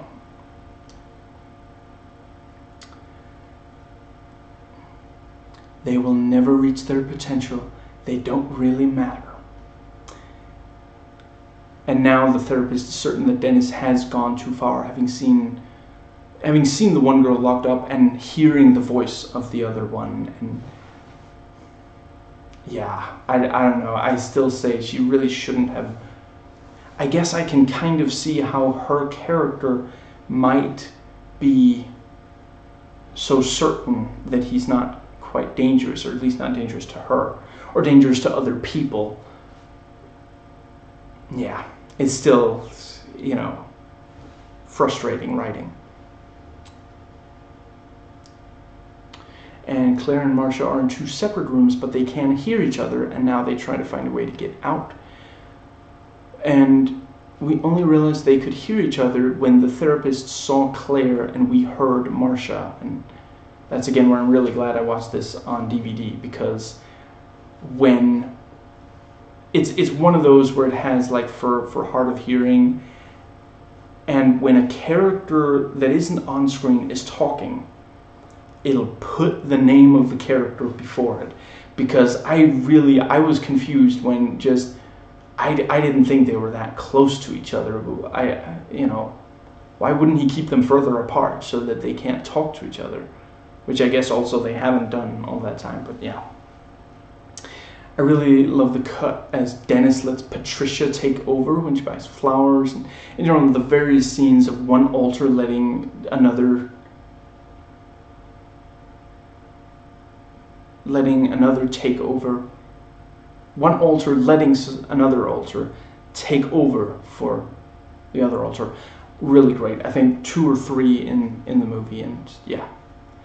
And Casey can't get on the internet. And there, CinemaSins points out the Wi-Fi icon seems, that's always unfortunate, because everybody, I didn't think to look down there, but I also didn't see this on a silver screen. And on a silver screen, that icon was much, much bigger. And I'm sure people noticed that, and it's like, it wouldn't be that difficult to do, just have like, yeah, set it up specifically for that, but yeah. And Marcia lowers the metal thing to try to get it around the lock. Very tense. I guess ultimately she didn't get it all the way. She never did manage to... Yeah, because Beast returned before she was... Yeah.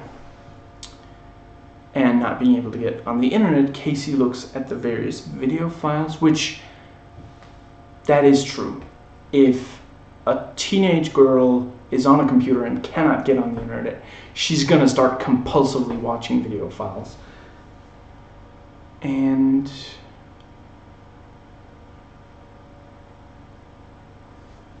The Horde keeps obsessing about the ones who haven't suffered. I don't know where they're going with this, but it scares me.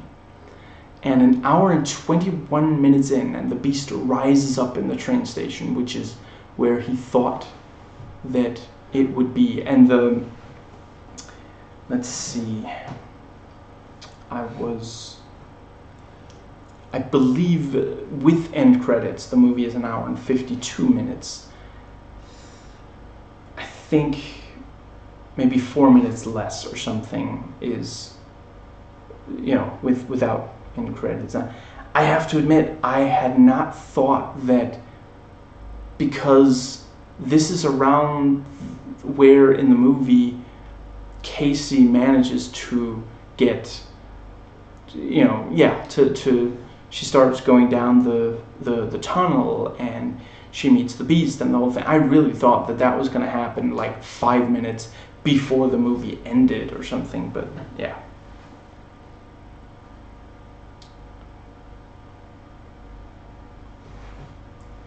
I guess I'm not entirely sure I understand why now. Why didn't the Beast come about sooner?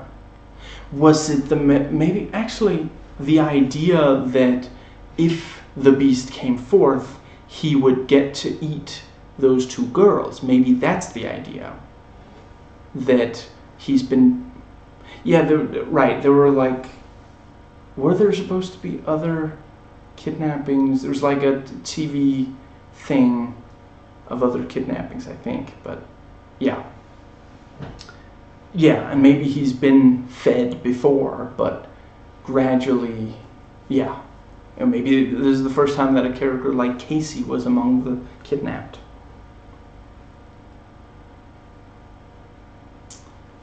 And she starts to actually get the lock unlocked. Is it a bolt lock? Yeah. And Casey hits the door trying to get it open. The therapist is waking up. Marcia's trying to open the lock. Excellent intercutting. This is a movie that started out with like these long takes and cutting fairly sparsely between the girls and such. The first time Dennis comes into the room, the cutting is completely different, but here near the end, again, it's one of those things where Shyamalan understands that this is what you do in a climax. You can intercut and you can show just these brief little clips of what people are. If the entire movie was cut like that, it would be obnoxious, I'm torn on whether the Resident Evil, what's it called? Apocalypse. Last time I was like, this is just overwhelming, but I mean, when I was younger, I didn't think my mind and my body would give out so quickly.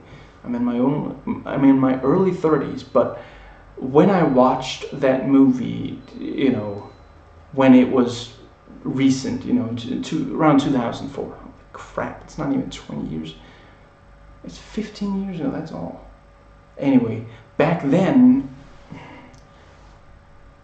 I don't know. And I think when I next watch that, I'm going to try to take careful notice. I think that movie exactly hits it. It gets it exactly right. That movie manages to be very, very quick and have a lot of action, but not quite be... I do remember there were movies in like 2003, 2004 that just had too much action and the action would go on for too long and it was just overpowering. but it really, yeah. Anyway, and the therapist writes down how to stop the horde instead of using it herself, and I'll get more into that. Badass torso of the beast, the veins, and yeah. And then, I mean, the reason the therapist doesn't say his full name to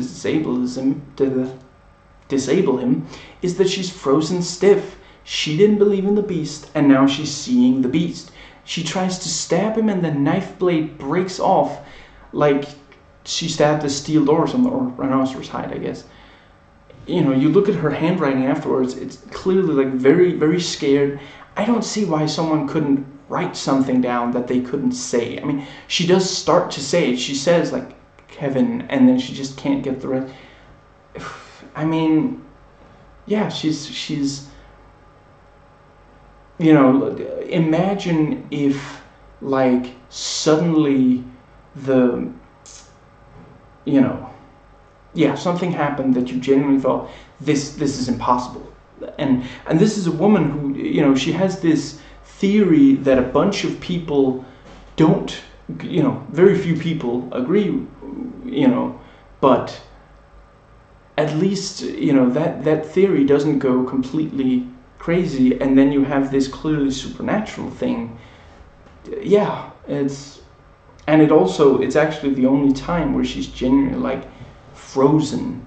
She, you know, there are times where she's maybe uncomfortable before that. I mean, she isn't even frozen when talking about that Dennis is doing something illegal and doing something wrong. You know, she's completely coherent and being very, yeah. But then there at the end with the beast, yeah.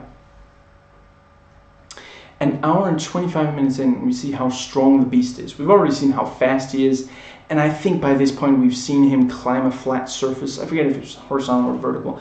He climbed, like, after, when he went out of the train car, he climbed on the ceiling above, didn't he? So we've already seen that, so confirming what we were told about him. And one of the girls has been partially eaten by the beast, and the other one gets pulled off screen, and we see the beast start to eat her. And the beast pushes on the door, and the lock is broken off. And Casey says the name, shouts the name, and finally here it comes to, and the name only works, you know, the one time. And we see the reason it's about saying the full name is that when his mother was furious with him, she would say or shout his entire name until she could get to him.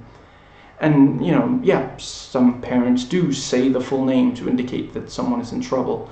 Obviously, not all of these parents are actually abusive. And he thinks that it's September 18th, 2014, so that's how long the altars have been in control. So, you know, around 2 years, considering when the movie came out. Something like that. And Kevin asks Casey to kill her with the shotgun so he can't hurt anyone again.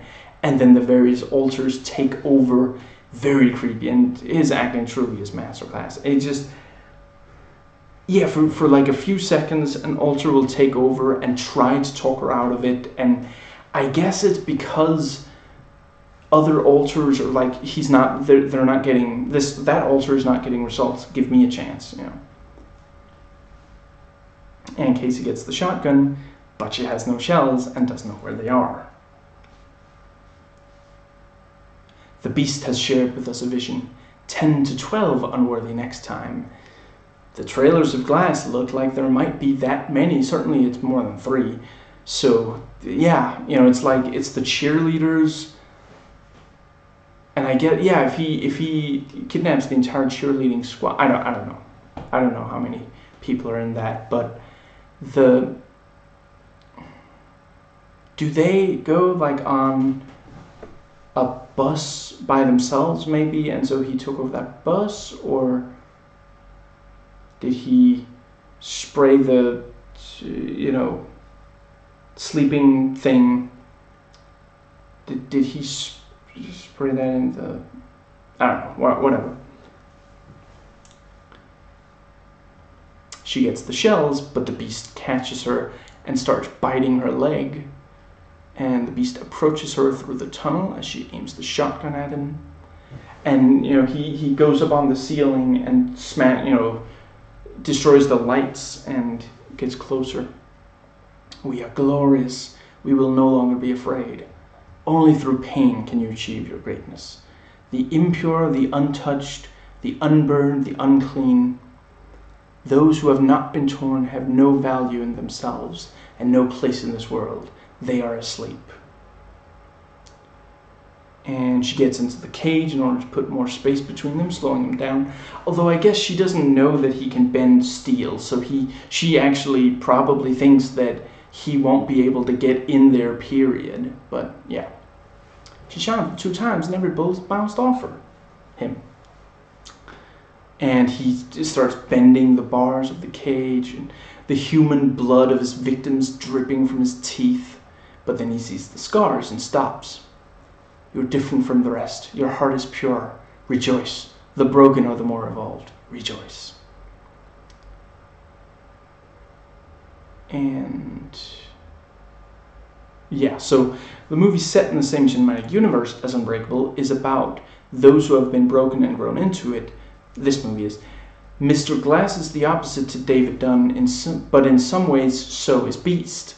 When something happens that should break David, it reveals that he is unbreakable. When something happens that should break Kevin, he develops alters.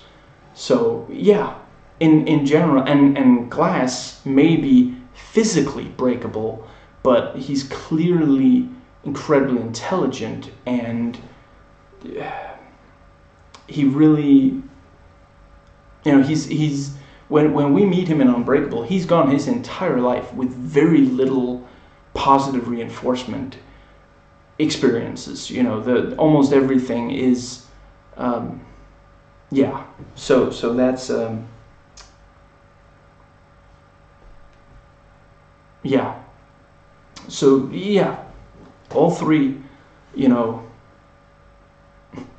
I guess what it boils down to is what doesn't kill us makes us stronger, which is obviously really, what was it that, Todd in the Shadows, he reviewed that song, which was apparently called whatever doesn't kill us makes us stronger, something like that, and he was like, what doesn't kill us maybe is killing us slowly. I heard that on the internet 10 years ago, so yeah.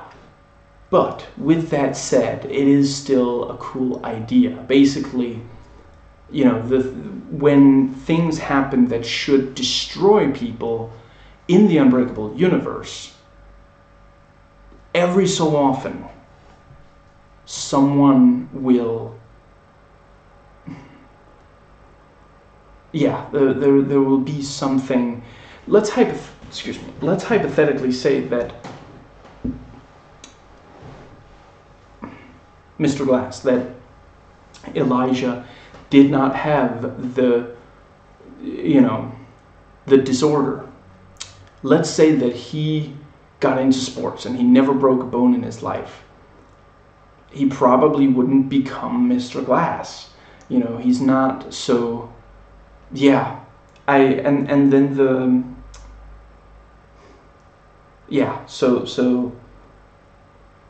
and are there comic books where it's specifically trauma that makes you either a hero or a villain as a running thing, like how with X-Men it's mutation?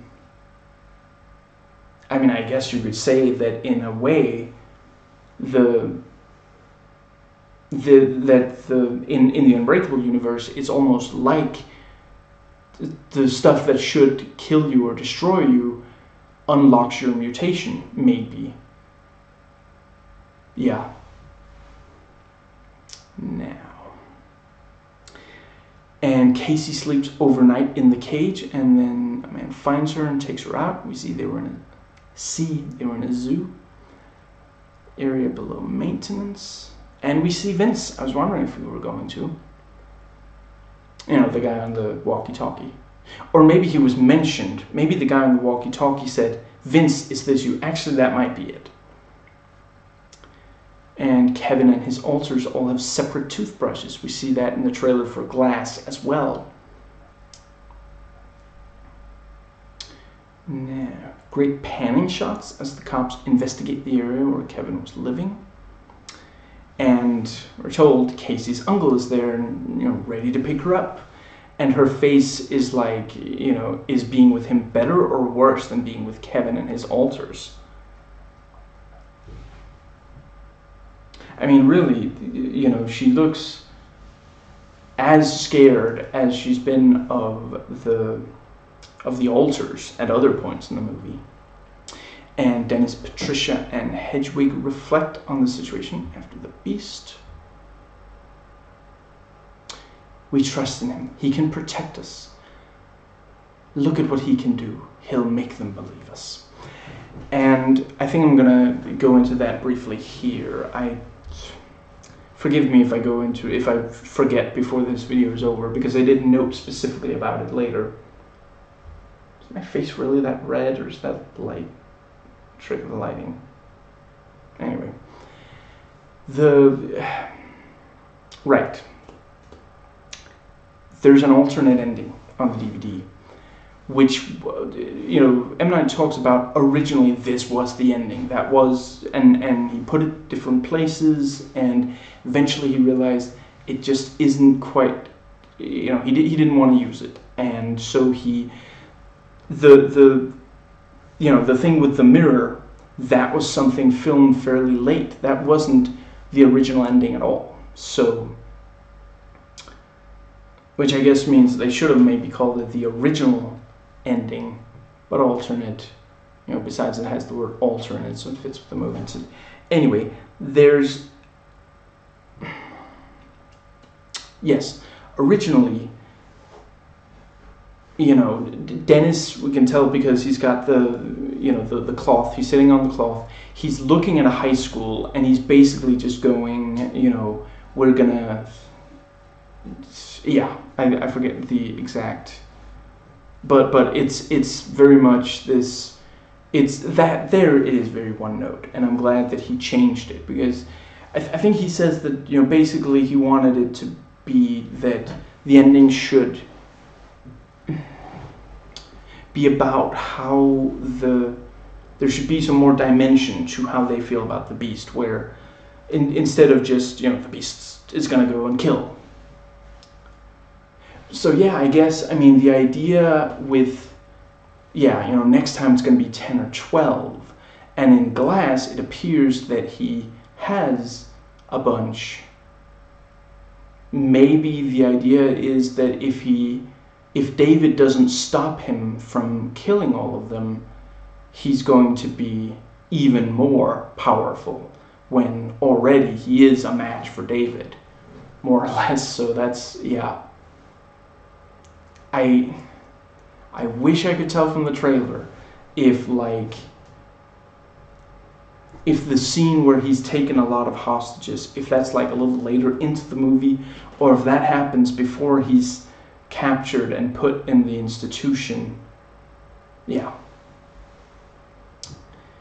Now, and I'm really, now that I've watched this, I can't wait to see Casey interact with, I'm pretty sure some of the trailers show her certainly right next to Elijah's mother, possibly also David, but I'm not entirely sure.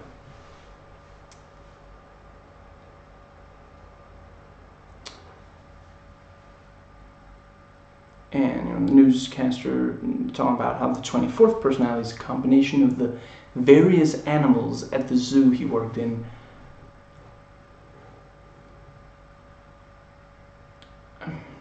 Yeah, maybe I'm stupid. I have to admit, I didn't completely realize that that was the idea. Even after seeing that they were in a zoo, it's like, but yeah, I mean, got the monkeys and or apes that can climb, as long as it can, like, you or I couldn't climb on the ceiling like he does, but as long as he's got something to hold on to, and yeah, imp, ape or chimp, I think, yeah. Anyway, and rhinoceros hide and eating flesh like a lion, yeah. And we have the Unbreakable cameo. And I really do love that, they're like, oh yeah, like that guy who also, he also had a name. What was it? And then, David has been obscured by the other characters this entire time, but, we see him and he just goes, Mr. Glass, and just that wasn't me trying to imitate how he said it. And the camera goes closer, and I think the women also leave, and we just see him sitting there. I really love that. That's how they, how they decided to do it. So actually, I think both of these two movies end with one of the major characters of the first movie, at least, saying Mr. Glass, and then the third one is actually called Glass. So I guess it's like one of those things where if you say the name enough times, especially while looking in a mirror, eventually you will summon the movie Glass. I love the look on David Dunn's face. He knows he's going to have to deal with the Horde, but he is clearly concerned. M. Night Shyamalan's role is credited as Jai, Hooters lover. That's, yeah. And I think because on IMDb those are set as two different ones. I think it may be that when you add a character on IMDb, maybe you can't, if you put a comma after one of them, it's gonna assume that the next is another character or something. I love the idea of someone like looking up the movie and looking at the cast list before watching the movie and like being, so he plays two roles in this, and just spend the entire movie sitting there waiting for the Hooters lover to show up. That's, thirsty gambler and Hooters lover.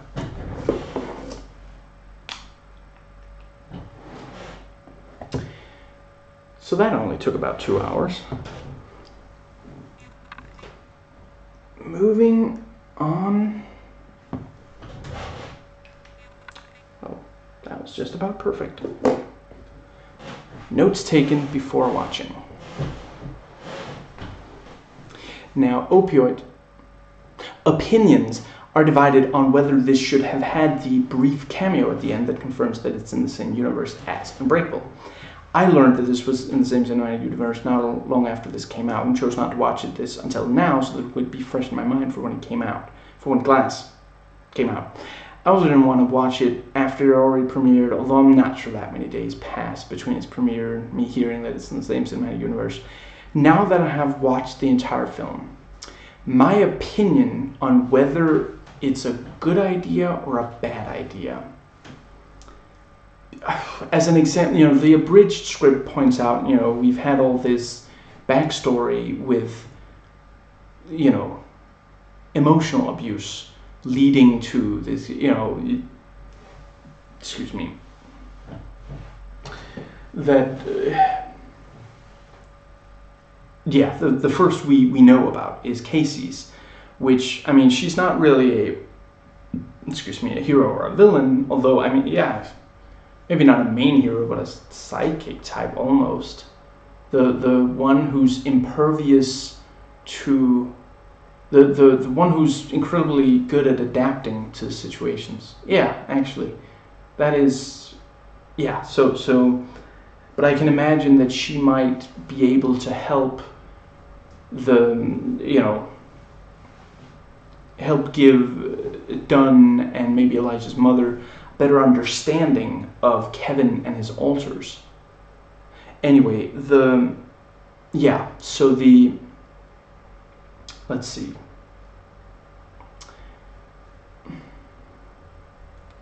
yeah, points out, you have this entire movie with this backstory about abuse really changing people and such, and then you have this idea of, the it being in the same cinematic universe and making a movie that's going to have,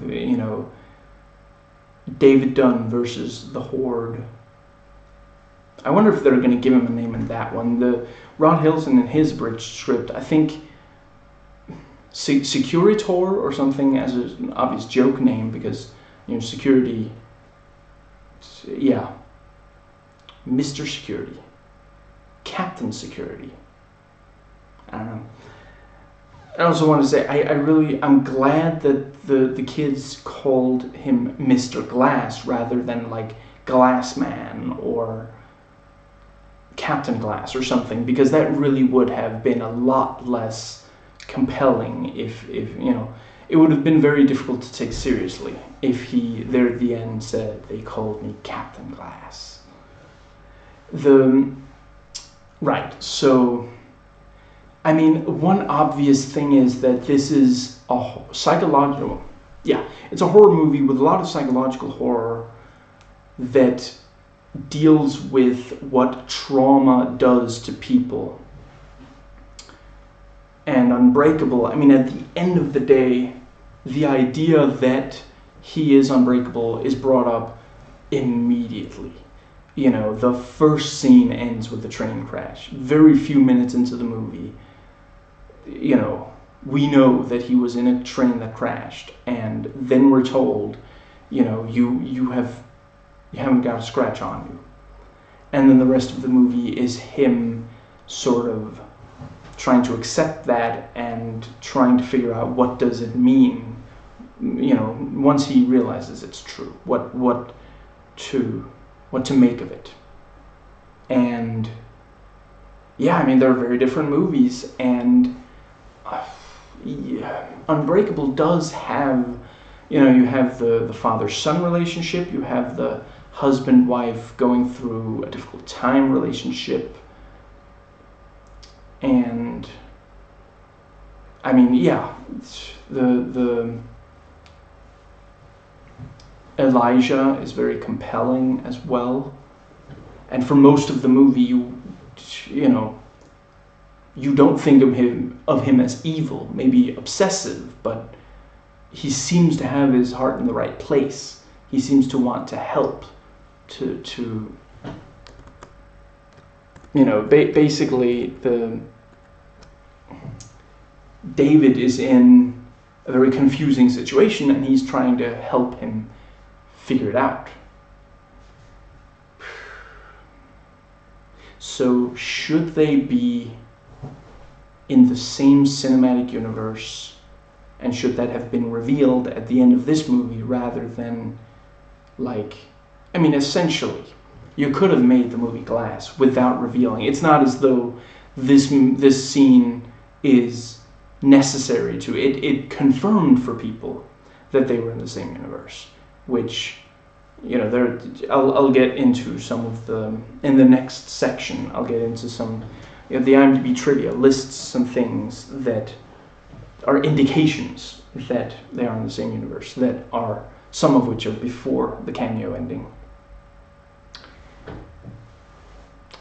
Do I think that they should be in the same cinematic universe? I can understand people who thinks that they shouldn't. I can understand people who thinks that, if you just remove that, if that one scene isn't there, there's not, it would just be speculation instead of confirmation. Ultimately, I do think that it does belong. I think there are enough things that make it belong.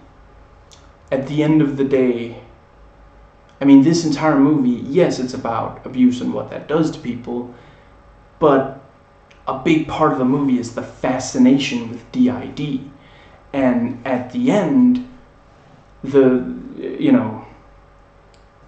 yeah, Shyamalan poses, what if DID could lead to, like, unlocking, you know, some kind of insane, yeah, supernatural stuff. I think if that hadn't been there, if the movie had, but yeah, I mean, a lot of the people who watched it, part of it is, you know, yeah, we have a fascination.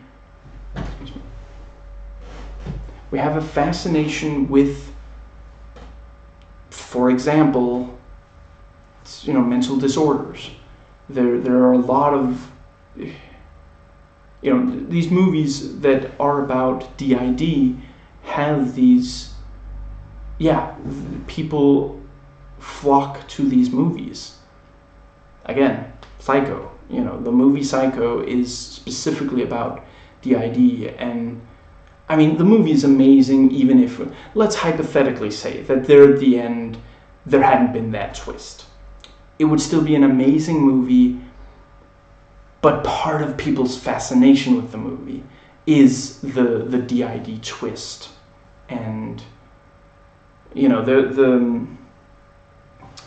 on Wikipedia, there's this article that explores DID in movies and points out that the whole Jekyll and Hyde thing was seemingly originally, yeah, you know, there was this idea that, you know, of DID, and after reading this scientific, like, report on a DID patient, Robert Louis Stevenson, I want to say, I think that at least one of those three names is wrong, wrote that book, you know, and it is like, the moment that we hear something like that, one of the first things immediately our mind goes to, is it dangerous? Because that's what, you know, back when we lived in the wild, you know, the people who immediately jumped to the conclusion, that's dangerous.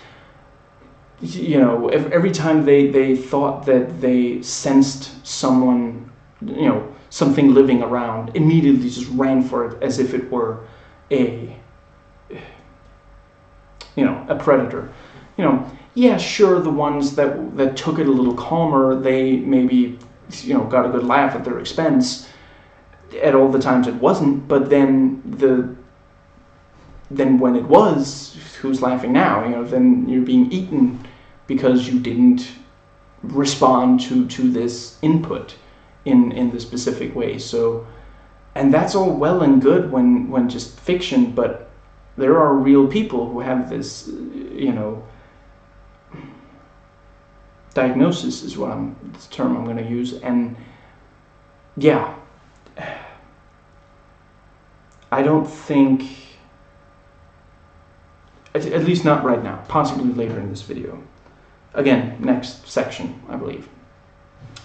If not for that, if it had been a different movie, hypothetically, let's say that at the end of Sinister, it turned out to be in continuity, in the same cinematic universe as other movies that I really love. That I would be opposed to, or The Thing, or I guess I shouldn't say The Fly, because technically I don't know about the sequels. I don't know how I haven't watched either sequel. I also haven't watched the original movie. I've only watched the David Cronenberg remake, but I don't know. It's possible there's something amazing in the sequel, so I'm not going to go with that, but Videodrome. You know, I don't want these Existenz. I know that one isn't as highly thought of, but that movie it really does have a lot to offer. Now, some people say that this film is too exploitative, too gross. I don't think it needed to go as far as it did. I mean, let's do a count. We have teenage girls who, over the course of the film, end up wearing less and less until they're just down to underwear. We have cannibalism. We have a character who has evil alternate identities. Let's see.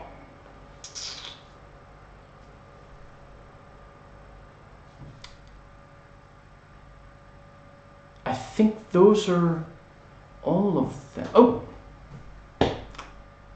And child abuse, obviously, including child rape. And, I mean, it appears that her uncle didn't stop raping her when she was 5. He's been raping her, I don't know, 10 years maybe. And that's, yeah, the movie didn't need to go that far.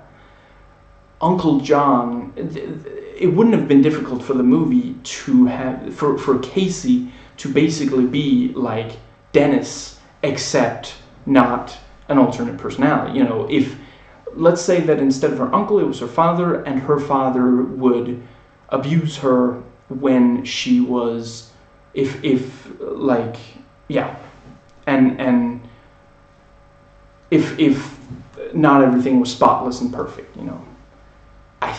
Yeah, that essentially it didn't need to be rape. And I realize that some of the things she suggests are specific to rape, but it didn't need to be cannibalism. You know, we were already scared of this guy. Didn't need to.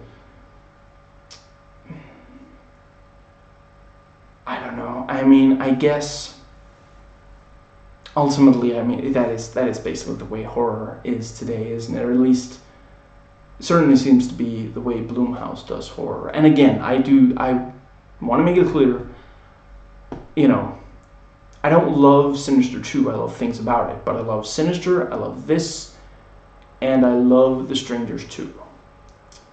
Pray at Night, I think, is I really hope for a third one.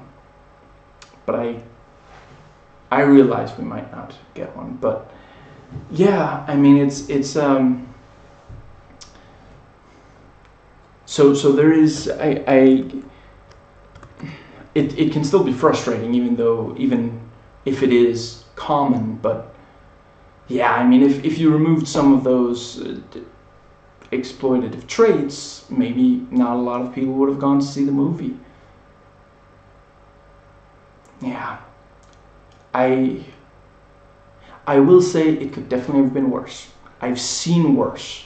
There are movies where you have, young women raped on screen. And I'm not, there are times when something like that is important to the movie. I don't think that, Monster is a movie that really explores what happens to Eileen Wuornos after she's raped. I don't think that it's not exploitative to show the rape in that case because it's important. The rape defines her from that point in the movie on. And yeah, for that, and yeah, there are movies where it is appropriate to show the rape on screen, but then you have these horror movies that do it because, yeah, for exploitation value. So yeah, this movie could easily have been a lot worse. There are movies that would have shown more of the cannibalism. So I do think that I understand people who have a problem with it, but ultimately, personally, yeah, I could have done without the child rape. Gotta say, that really did, excuse me. But I will say, I don't think that the child abuse of Kevin, that definitely, because that defines who he is and who Dennis is. Now, back to my notes. In the 2 weeks leading up to when I upload this video, I watched every Nostalgia Critic and Simpsons every video Nostalgia Critic and CinemaSins did on M. Night movies. Some of them I had already watched. I don't think I'd watched all of them, but I'm not entirely sure. And some of them I had watched before rewatching and doing a video on Unbreakable, but I had forgotten how many they'd made and ran out of time to watch all of them before then. And because of this, in the video titled, "Is There Another Good Shyamalan Movie?", Nostalgia Critic argues some points that I'm not sure I agree with. So I'm going to take them one at a time, presenting my own arguments, which I believe are closer to the intended interpretation than what the Nostalgia Critic took from the movie. He argues that whether the movie realizes it or not, by his interpretation at least, the movie is about the grand plan that the grand plan that we are all part of is not a good thing. Elijah, or Mr. Glass, is determined by the grand plan to be a villain, and in general, you don't get to choose who you are in the grand plan. And that's all well and good for those who are the heroes, but what about the villains and the victims, the pawns? He argues that this is a very creepy alternate perspective on the idea that there's a grand plan, and that usually the idea of a grand plan brings people comfort, that they will be taken care of, and says that the other Shyamalan movies have the same basic theme, but come down on the side that it is comforting. I should also briefly say, Nostalgia Critic himself acknowledges that he doesn't necessarily think that what he takes from the movie is what the movie intended. Now, I partly agree that it is about whether there is a grand plan, but I would say that the characters also make major defining choices along the way. Mr. Glass made the decision to do evil things before he knew that there was in fact someone opposite to him, someone unbreakable when he is not. And even just the idea, he didn't have to do anything evil because there was someone unbreakable. That's the decision he made. Let's imagine for a second that the movie takes place in a world where no one is unbreakable. Would Elijah simply have gone on committing these acts of terrorism until eventually either he accepted that he would never find someone, which he might never accept, or he was discovered, caught? The ending confirms that he caused the 3 disasters that are mentioned several times in the movie, but he does also have paper clippings of other disasters. Maybe I'm wrong, but the way I read it is that he didn't cause the other disasters. He only caused the 3. He simply kept looking in newspapers for disasters, hoping that there would be a sole survivor who was miraculously unharmed. And eventually he became impatient, maybe decided that if he was going to find someone, he was going to have to become proactive. I find it impossible to support his actions other than his continuing to try to convince David, even approaching his wife and repeatedly calling him on the phone, sometimes leaving messages. I do sympathize with him being in pain and feeling alienated from the rest of the world. And I understand, I'm not saying that everyone ends up the following way. However, there are people who have felt the way he felt and instead decided to write poetry or stories. From what I know about, I meant to look up his name, but I forgot. Give me a second. Nope, I cannot remember it. The guy who wrote about Cthulhu. From what I know about him, he was an extremely anxious person. He didn't create a cult to summon Cthulhu. He wrote stories about Cthulhu. Now, in the stories, there are cults to summon Cthulhu. So obviously that idea was on his mind. He just made the decision not to try to create a cult himself. I'm not going to argue about whether his stories have done harm or led to comfort or something else entirely. I leave that to those who study his stories. There are video games and movies I love that are heavily inspired by his. But I don't think I'll ever read any of. But yeah.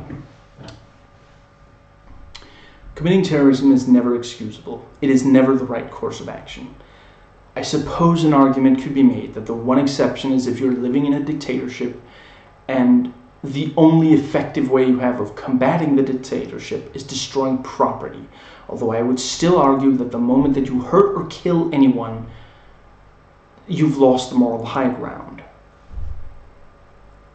Now, basically, violence against people should never be done outside of self-defense or defending someone who can't defend themselves. And we're talking very directly. We're not talking, I think this guy is going to do something, so I have to hurt him. No, literally, like, we're talking these, what are they called again? Secret Service kind of taking a bullet for the president, jumping, in front of the gun, taking a bullet for the president kind of scenario. Not literally, but that would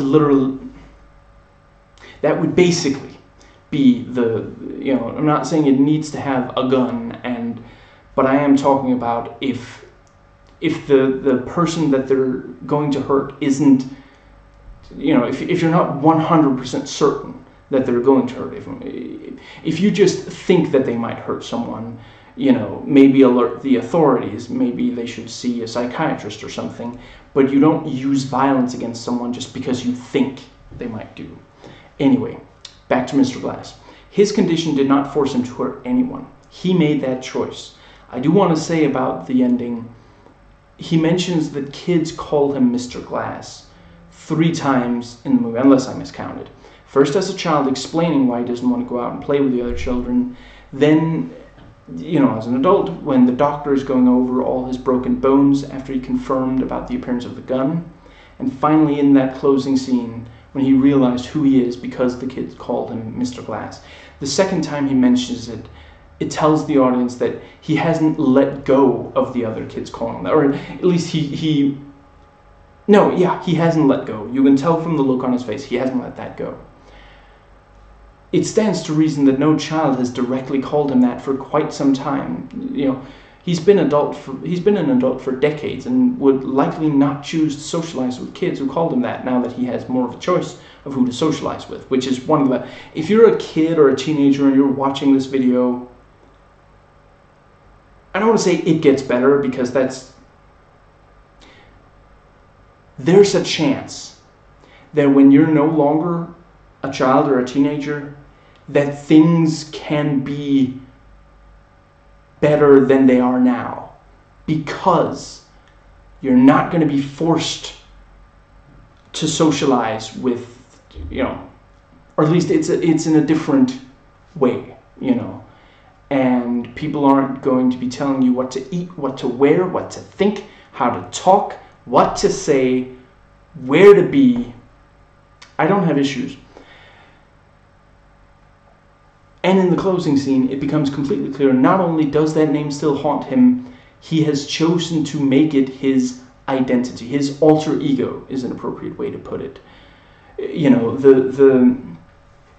can't really run from the kids calling him Mr. Glass, literally and figuratively. He can't run from that they call him that, and he can't run away from them because brittle bones. So instead, he completely internalized it. It became a mantra, which is also something I still... A lot of kids and teenagers say and do things to others that they don't realize how much it's going to hurt. Or some of them realize it, and those are the psychopaths. Anyway, the combination of him spending so much time analyzing comic books, not only reading them, and having been given that nickname has led to him deciding that he was going to be a villain. Now, moving on to others arguably chosen by the grand plan, David makes the decision to be a hero. In the present day of the movie, he makes the decision because Elijah keeps urging him on. But we see in flashbacks that he made the decision to at least try to be a hero in the car crash. He has no idea if he can actually free Audrey, and him trying to do so is very dangerous for himself. The fire might spread and he could get severe burns on his hands. Maybe the car would explode and he would be safer, away from it. If he weren't inhumanly strong, he would not have been able to free her. but he makes the decision to at least try, to risk his own safety for her. He makes the decision to stop playing college football so that he can be with Audrey. I'm not going to get into the argument of whether he genuinely believes that he's the one who can best make her happy, or if he's selfish in trying to be with her, etc. Back to the present day. Maybe David would never have realized or remember that he was incredibly strong and seemingly couldn't get hurt. Both aspects he realized when rescuing Audrey from the car crash, when he himself had been thrown clear of the car itself and yet unhurt. Elijah helped him realize, which is, at least in part, Elijah using his free will. But there are some people who have great means to change other people's lives and who choose to use this for evil purposes. I'm not going to get political here. I do so in plenty of other videos, and I do elsewhere in this video. Elijah does not force David to use his powers for good. He simply tells him that he should. He says, you chose to be in security. That suggests that you want to protect people. You want to be a hero. Let's hypothetically say that he didn't say that. He just said, you're incredibly strong.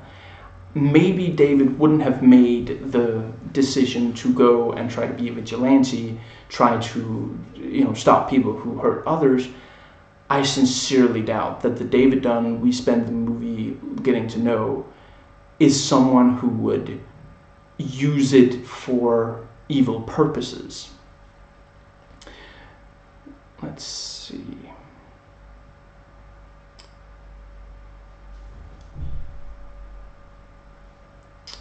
But yeah, Elijah doesn't force him to use his powers for good. He simply tells him that he should. David makes that decision on his own, and we already know that he doesn't always make the right decision. He tried to get with the woman on the train, Kelly, I believe her name is, even though he is technically still married. They're having trouble, but they aren't divorced yet. I do agree that it is a scary take on the idea of a grand plan, and I don't know if there are many other fictional stories, but that idea has been raised by a lot of people. I'm not going to contact Doug Walker, the Nostalgia Critic, directly, but if it's something he finds interesting, I hope that he looks into that. I mean, I first heard it when I started making videos on YouTube. Not quite 10 years ago. By the end of this year, it'll be 10 years ago. But, yeah. Now. And I read from what I know of at least some of Shyamalan's other movies. From what I know, at least some of Shyamalan's other movies are about the grand plan and that it is comforting. I'm not sure if those are also about people's own choices, seeming like might be the grand plan, which I do think. Yeah, I think in this movie, it's not only the grand plan, it's also very much about people's own choices. I mean, yeah, Signs, I don't think that's really about choices. That's about the grand plan, I would definitely say. But, yeah, this is a huge difference between, yeah. I have to wonder if Shyamalan would have kept to this darker take on the grand plan in more of his movies if this movie had been more successful when it was first made. Maybe he felt that simply wasn't something that people wanted to hear from his movies. And yeah, there's also, he made some movies, yeah, I'll get into that. Now, this movie, Split, is certainly about what you do when something bad happens to you, although it's not necessarily that the antagonist, Kevin, intentionally decides to develop, these identities. It's, including some that are dangerous. But, it is what... this is less about personal... I don't know that it's necessarily a grand plan, but it is... I guess maybe some about grand plan, but in that case, it's not really about personal choice, is it? I mean, Casey didn't choose to become stronger. That was what happened. And Kevin didn't choose the altars. Yeah. Let's see. Yeah, and I know the protagonist has also experienced awful things, but she does not do evil with it, but instead uses it against the dangerous personalities of the antagonist, Kevin. Now, Nostalgia Critic or Dog Walker, possibly Dog Walker in a vlog, I forget, says, I'm so sick of M. Night Shyamalan speak, the slow talking, the blank stare. Yeah, I'm pretty sure it's a vlog. Actually, is it Rob? Whatever. Yeah, the slow talking, the blank stare, the awkward pauses, the fact nobody ever uses contractions. Now, let's see. Some of this has... Let's see. There's some of that in this, but...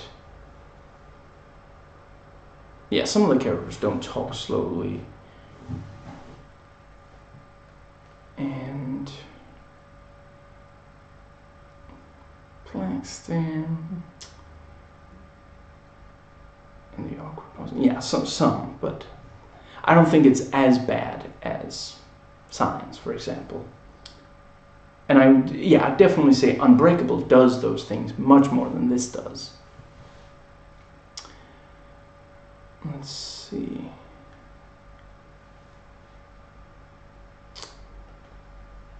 Yeah, and citing that thing of, Battlefield Earth, the director realizes sometimes we tilt the camera. He doesn't realize why we sometimes tilt the camera. He also says M. Night realizes that good directors have long shots, slow-paced scenes, but he doesn't understand why, so he uses it wrong and too much all the time. And again, in this, certainly there are some, but there's also a bunch where it's not that at all. I don't think as a whole this one is very badly Shyamalan. Yeah, I don't know, I guess maybe by this one, I don't know how The Visit is, but certainly not long before The Visit, he was still doing some of these making these big mistakes, but yeah, maybe he's moved beyond it. I don't know. And yeah, I believe this is Rob Walker. M. Night cast acting is funeral home acting. Everyone's talking quietly and slowly. Very sorry about what happened. And again, not really the case here so much. And yeah, I have not watched Devilator, the Devil Elevator movie. And yeah, one of the girls tries to escape the violent, strong, crazy guy and hides in a locker, but is found, much like a live-action version of Outlast. And I realized that Outlast didn't come up with that entire idea. It sure does it well. I miss video games. Eventually, hopefully, my wrists will get better. Now, and the abridged script points out, it is a little unfortunate that The Beast is the name of that one personality instead of a name that isn't also the name of a major, of a major X-Men character that James' character in those films interacts with a lot. It is kind of, yeah. I mean, really, if he had blue fur there at the end, yeah, he can crawl on walls and yeah. Excuse me. Having rewatched Unbreakable Wednesday of this week, so it would be even fresher in my mind. That's twice within less than 2 weeks. I was able to take in more details since I remember the plot and such. When Elijah is sitting in the comic store, among the covers you can see are Daredevil, Spider-Man, Thor, S.H.I.E.L.D., and The Punisher. These are characters who did not have movies when Unbreakable first came out. There's the 1989 Punisher movie. I haven't watched it. And the 1998 S.H.I.E.L.D. movie, which is terrible. I'm going to do a video on that. Some of them had attempts at making movies about them, but as far as I understand, none of those were good. But in between Unbreakable coming out and now, all of those have had movies, most of them solo, really. S.H.I.E.L.D. is the only one where there isn't a single movie completely focused on the titular, in this case not character, but organization. And I'm not going to claim that every single comic book movie is a satisfying adaptation or otherwise high quality, but like many others, I've been very happy with the majority of them. I maintain the closest the MCU comes to not being amazing is Iron Man 2 and, I guess, Thor 2. And those movies aren't that bad. Iron Man 2 is just underwhelming when compared to the first one. If you didn't watch the first one first, if you watched Iron Man 2, you'd think it was a pretty decent movie, you know. There's ultimately not that much that is incredibly bad about it. There are a few things that are incredibly bad about it, but most of it, it's just, yes, this is okay, you know, I could, whatever, you know. And Thor 2 definitely does have some stuff, but no, if ever the MCU genuinely makes a mistake, if the movies make a mistake, I've heard that the shows, TV shows, I don't watch those at all. I don't have Netflix. I'm probably never gonna. I hate subscription services that you have to pay for. If they genuinely if they make a bad movie, I would be 100% honest about it when I talk about it, for sure. Same as I was honest the moment that the DCEU made at least one good movie, Wonder Woman. That movie is amazing, not just good. Subscription services that you have to pay for, the thing is, I can't, if I know that I'm paying the same amount, whether I'm watching something like every hour that I'm awake, or basically like, you know, hardly ever, then I'm gonna watch something every moment that I'm awake, because otherwise I'm wasting money. So no, can't do those. I used to have one for a service that would send you a DVD. Let's see. Each time, you could only have one DVD at home at a time, but the moment that they received the DVD that they sent you, they would send the next DVD immediately. That's how I watched Season 2 of Terminator Sarah Connor Chronicles, Season 5 of Dexter, yeah, and then 6, 7, and 8 I own.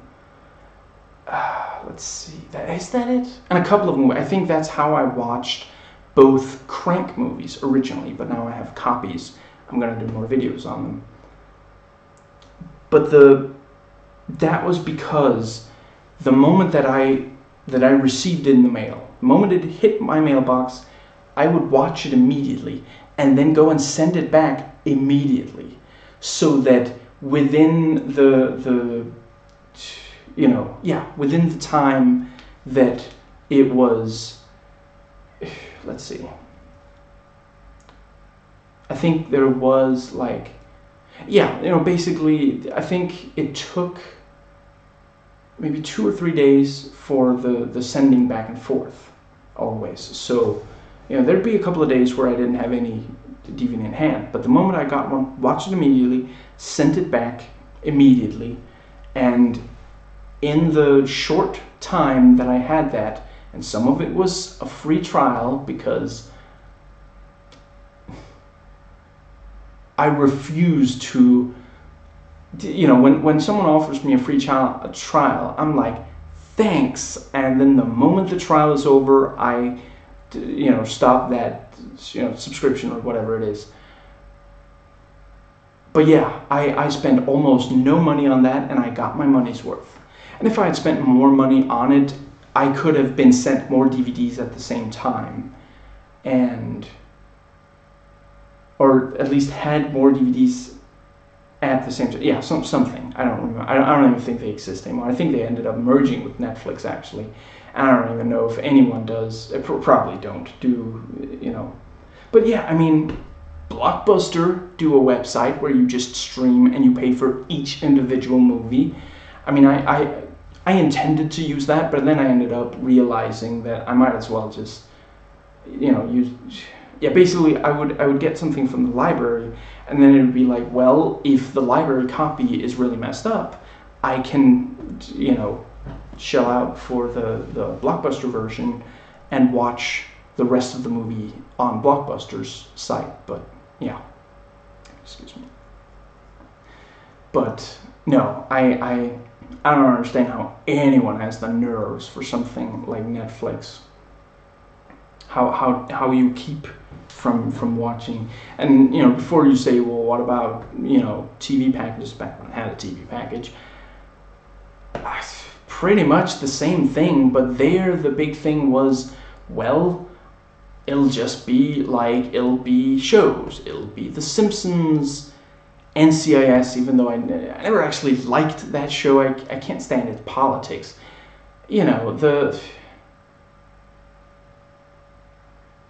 Why did I watch that show?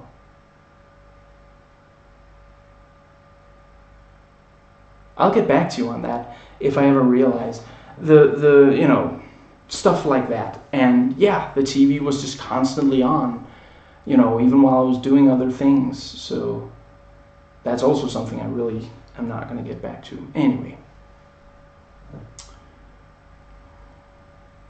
Right, back to my notes. Let's see. Yeah, the whole comic book movie boom. Maybe that's part of why M. Night Shyamalan made another movie in the cinematic universe of Unbreakable and teased a third one. Let's see. Now that I have watched Split in addition to Unbreakable, which again, I watched Unbreakable just a couple of days ago, how do I feel about the idea that originally the climax of Unbreakable, that was going to be maybe not the Beast as he appears in this, but Kevin was going to be the man in orange, So, I think it would have been a much... you can kind of see how that would, got the two, at least two hostages. At least one of them ends up dead. And there's a fight between... I could definitely see, that was another... CinemaSins was like, how is this guy in orange so strong that it's so difficult for David to subdue him? And, maybe it was... originally that was the Beast, and that was... technically, we don't know for sure that guy was completely human, do we? There's some chance that he was superhumanly strong. Anyway, I don't think it necessarily is a huge problem. He's full of adrenaline because he's, this attack, and yeah, I don't know. But Kevin and/or the Beast as the man in orange. I'm glad that Kevin and his alters got an entire solo movie before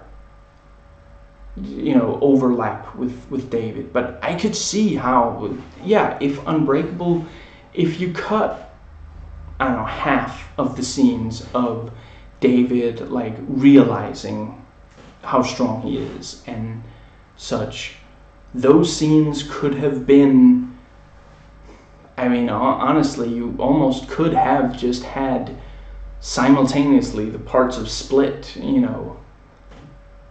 one scene it's David Dunn, and in another it's Kevin and his alters with the kidnap victims. But the way I see it, David Dunn was a strong enough solo story. Split was a strong enough solo story.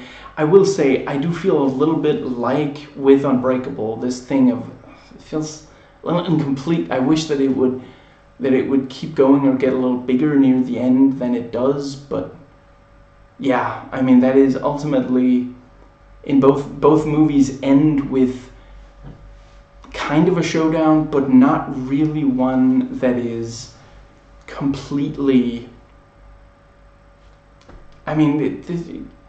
David doesn't have really big problems when it comes to physically subduing the guy. He gets himself he's not careful enough, so he gets knocked into the, the pool thing.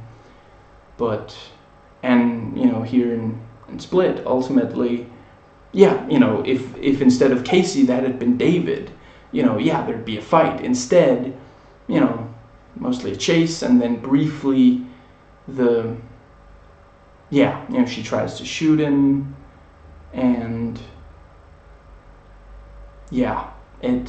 I mean, the Man in Orange being so strong would have made more sense if it was the Beast, or at least Dennis, and the climax of Split would have been more, honestly, maybe originally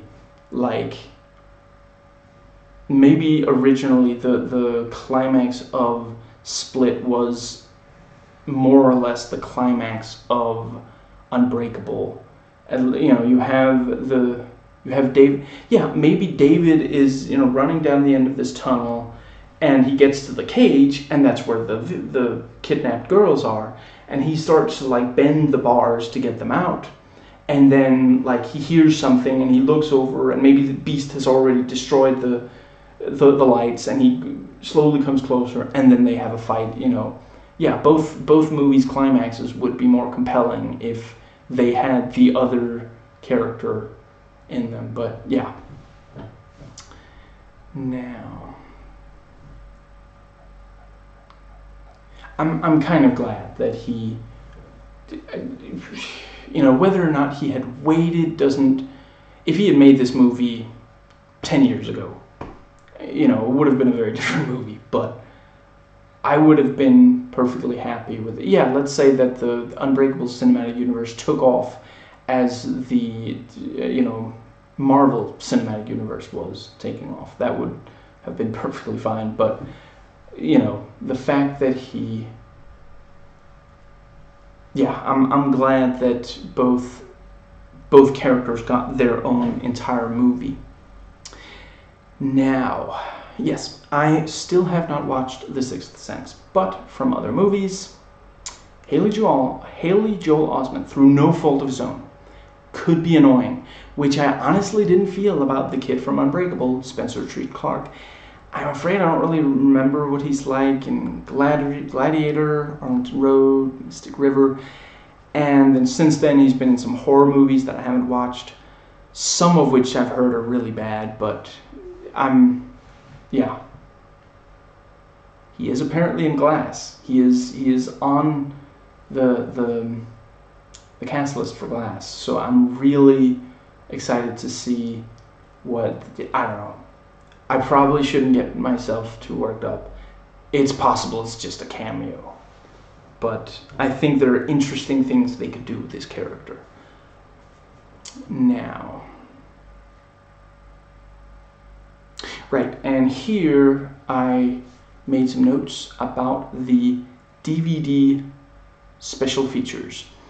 And yeah, the alternate ending. Yeah, it was hearing the Beast's motives. Let's see. Right, in the original ending, the Beast's motives are just killing instead of showing the world what we are capable of. Now, let's see. And then there are deleted scenes, and these are apparently 14 minutes without the intro by the director, or 25 and a half with. And when I right-clicked in the VLC, there was something that said it was 40 minutes, but I guess that's both of them combined, because that one lit up when I watched either the 14 minutes or the 25 minutes. So yeah. But to basically go through, I don't have, not all of the deleted scenes I have something to say about. Now, when Casey is at a party with other teenagers, it's not really a deleted scene, it's an extended scene. But, first, basically the movie would open with, instead of her, us seeing her there, it started with what is essentially a POV of watching people in the mall, just watching, not participating. And excuse me, but yeah, we see her at the party, and she looks like she's the only of the teenage girls who isn't part of the socializing, which is in the movie. And then, which is not in the movie, a man, there's a man at the let's see, she's sitting here, and there's a man, let's see, yeah, over here, and he he moves his chair back a little bit and kind of bumps into her. And, clearly she's uncomfortable. He does apologize, and he clearly didn't mean to. She's clearly uncomfortable and moves her chair further away. And then there's also a waiter who almost bumps into her and who tells her, you can't keep your chair here. It is really this sort of, she kind of moves it into a place where basically the waiter's line might be ADR now that I think about it. Might have originally just been that he kind of bumps into her, and then they realize, oh hey, let's add. But yeah, it makes sense that she can't keep her chair there because it's a little too close to something. She's at this point, basically, I think she rounded a corner of the table and thus is at an angle where it's, anyway. What I want to say is, this is one of the best scenes I've ever seen that convey someone feeling like there isn't room for them, feeling like they don't really belong, and they're constantly made to feel like they're in the way of other people. It's really does a brilliant job of that, and what's in the movie works really well as well. And I think they did a good job of cutting it down. I forget exactly why they felt like they wanted to cut, but they cut it down. But it is really, it's a good moment to see, or good few seconds to see Casey sitting there, blurred off in the, you can hear them, you can see them moving, clearly they're really happy and really eager, and she's sitting there completely by herself, and she doesn't try to be part of it, and they don't try to make her part of it. And the therapist, another deleted scene, the therapist visits Shaw, played by Sterling K. Brown, doctor of the brain, and they discuss this theory of hers of kind of trauma,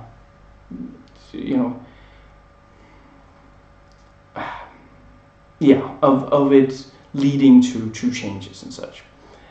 And let's see, and then there's another one where the therapist is with Shaw at a party and they talk about autism and DID, and another where Shaw's about to go on a date but the therapist just shows up out of the blue.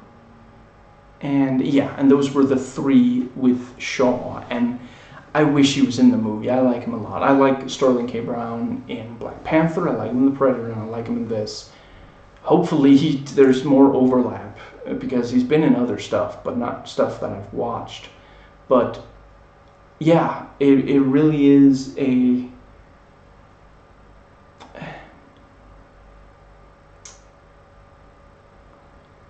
Let's see, what was I gonna... 1 second. Yeah, I like these scenes of her discussing this with him, and it's also, she very clearly has kind of crush on him, and really he only realizes at the end of the scene with the date, and it's good. And I like seeing him so different from the way he is in The Predator, where I also really, really love him, but he's in so little of the Black Panther, not the... And it's also too bad because I'm not sure, I'm not sure if if she appears in the scene at the party also, because they're kind of blurred, off in the distance, but there are several, people in that scene there. But anyway, the scene where Shaw is about to go on a date, his date is played by Kim Director. I don't know if that's how you pronounce it, but from having watched the second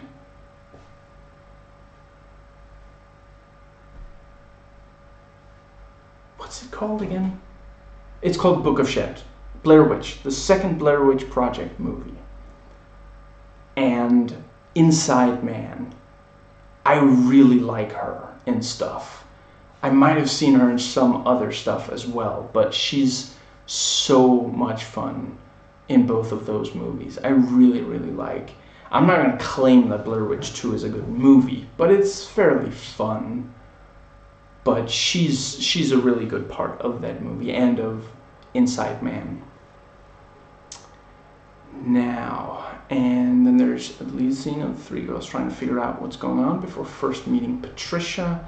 And again, some of that is in the movie. It's just it's more extensive.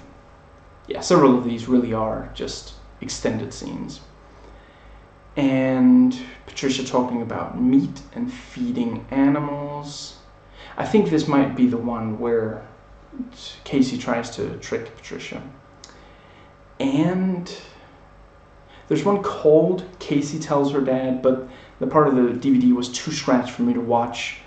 I could only watch the intro. I could watch like a few seconds here and there, but nowhere near enough to get a sense of the deleted scene in its entirety. Hide and seek with Hedwig, and originally the scene with Hedwig taking Casey out of the room was much longer, and M. Night Shyamalan liked the scene, but he felt it was redundant, and again, too scratched, couldn't watch it. And the final one is called Maybe We Are Crazy, and it's Dennis, kind of saying, maybe we shouldn't be doing this. Yeah, something like that. And in the intro for that, Shyamalan says that originally the movie was about 3 hours long with all the cut scenes in there, but again, there's only 14 minutes of cut scenes on the DVD, but maybe these are the ones that were like kind of sort of salvageable, and if you took the entire 3-hour movie and cut everything out of it, cut everything out of it and was left with this, almost 2-hour version, maybe a lot of that was just like tiny little moments here and there. Like if a scene is so short, I mean, some of these deleted scenes are like half a minute or 1 minute. That's something you can at least sit down and watch. But if it's like just a few seconds here and there, yeah, I don't know. Maybe he felt embarrassed about some of the things he cut. Maybe he was so frustrated that he couldn't stand to put them on the DVD and do a video intro. I don't know. Then there is a 10-minute making of on the DVD.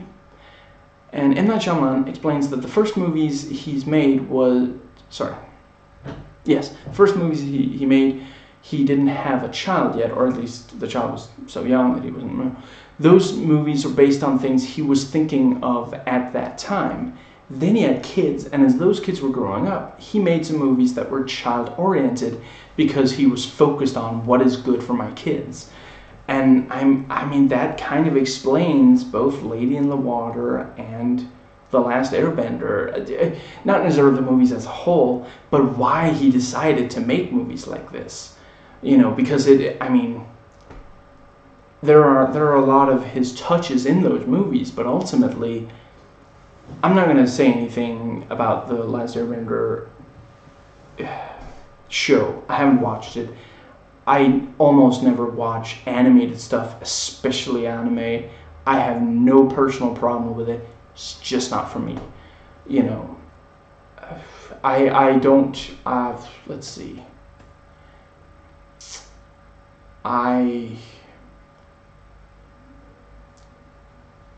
Is there a good example that can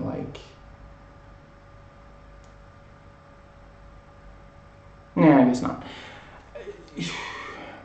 Yeah, so I'm not saying, oh, The Last Airbender, that's just for kids.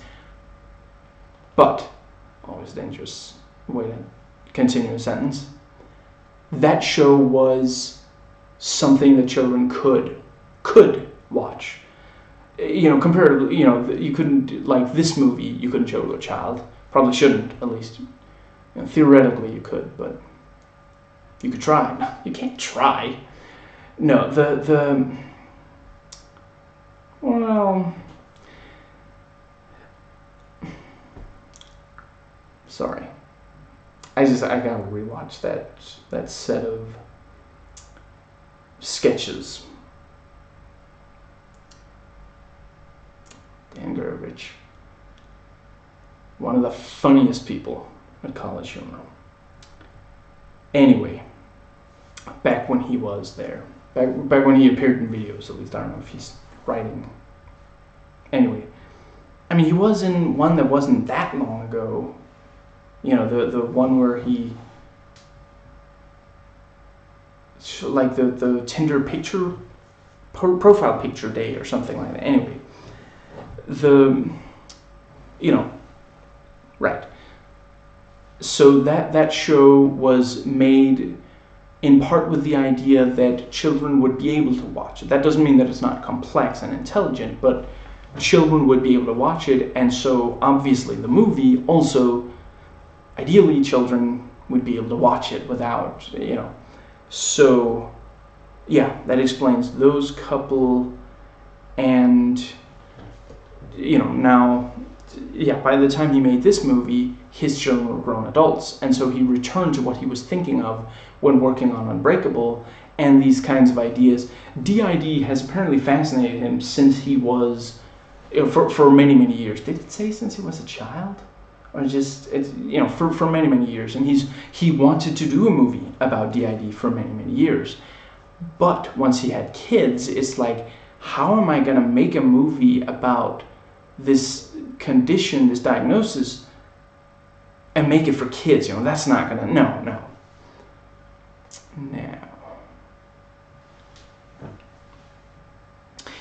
And James McAvoy? It's not McAvoy, right? It's McAvoy. James McAvoy points out that it's interesting to try to figure out what kind of movie you're watching for each M. Night Shyamalan movie, and that's how he felt while reading the script for it. And like, he was, they let him read the script, and he was like, so who am I playing? And they apparently just said, just read the script. And he's like, how am I going to read the script if I don't know what character I'm supposed to play? And then once he got into it, he was like, oh, now I get it. Now I understand why they said that. And I'm sorry, I forgot who, I didn't note who said this, but one of the people making it said, it feels like a French movie, the way they're shooting and lighting the movie. And M. Night hired the cinematographer off It Follows, which he really liked. I might watch that at some point. Like I said, I don't watch a lot of current horror. I love horror, but don't watch a lot of current. And the production designer of True Detective. I don't watch TV, so that's why I'm. And then there's a 5.5-minute featurette called The Many Faces of James McAvoy. Yeah. Where M. Night says, it has to be someone who could play the Beast and a child. Usually when an adult actor plays a child, they play it as a dumb adult, where Hedwig he's decently smart enough, he just lacks life experience. And he says, with the movie, you want to pose the question, what if a person with DID believed one of the personalities was supernatural? Would they have supernatural powers? Right, and then there's a 3.5-minute, the filmmaker's I Am Not Shyamalan. I didn't have any notes for that. So. If you like the movie, I recommend the DVD, definitely. It's well worth watching the various material on it. And that was another hour, so let's see. IMDb, Wikipedia, and critics' sites. So, when I last checked, and I guess by now it's been a few days, because they haven't really put up new reviews for this recently, so when that happens, I don't tend to update as much for these files. 76% on the tomato meter with an average rating of 6.4 out of 10. That's low. Anyway, yeah, and 270 reviews counted, 206 of them fresh. The critics' consensus: Split serves as a dramatic tour de force for James McAvoy in multiple roles and finds writer-director Shyamalan returning resoundingly to thrilling form. The audience score is 79% and an average rating of 3.8 out of 5. So that makes more sense to me. And 52,075 user ratings. Now, let's see. Moving on to Wikipedia. Doing some Wikipedia stuff before returning to Rotten Tomatoes, rather. Now, I'm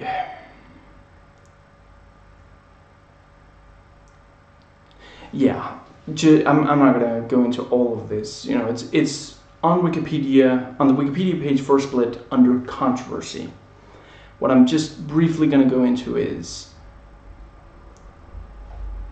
individuals with DID definitely do not have a tendency to be violent, more a tendency to hide their mental health problems. And I have to read that this movie might worsen that. And yeah. So, IMDb trivia with spoilers. And yeah. It's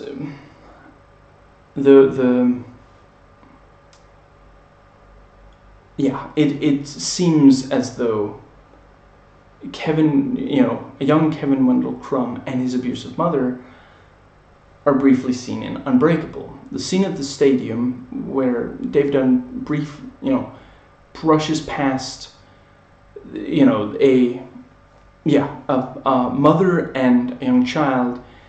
He senses child abuse, just before he confronts the drug dealer. Wasn't that someone else? Anyway, I think those are two different scenes. Anyway, he sent, a small child and an abusive mother, and that may well have been Kevin and his mother, and we're told that his father left on a train, and we don't know if that's, if it's the train that crashes at the beginning of Unbreakable, because we're never told when he left on a train. It might have been when he was a child, leaving Kevin alone with his mother, and unfortunately, some people, again, there are a lot of amazing single parents, but some people, they just cannot handle when they lose their significant other and are left with the child of that significant other. They just cannot handle it. Now,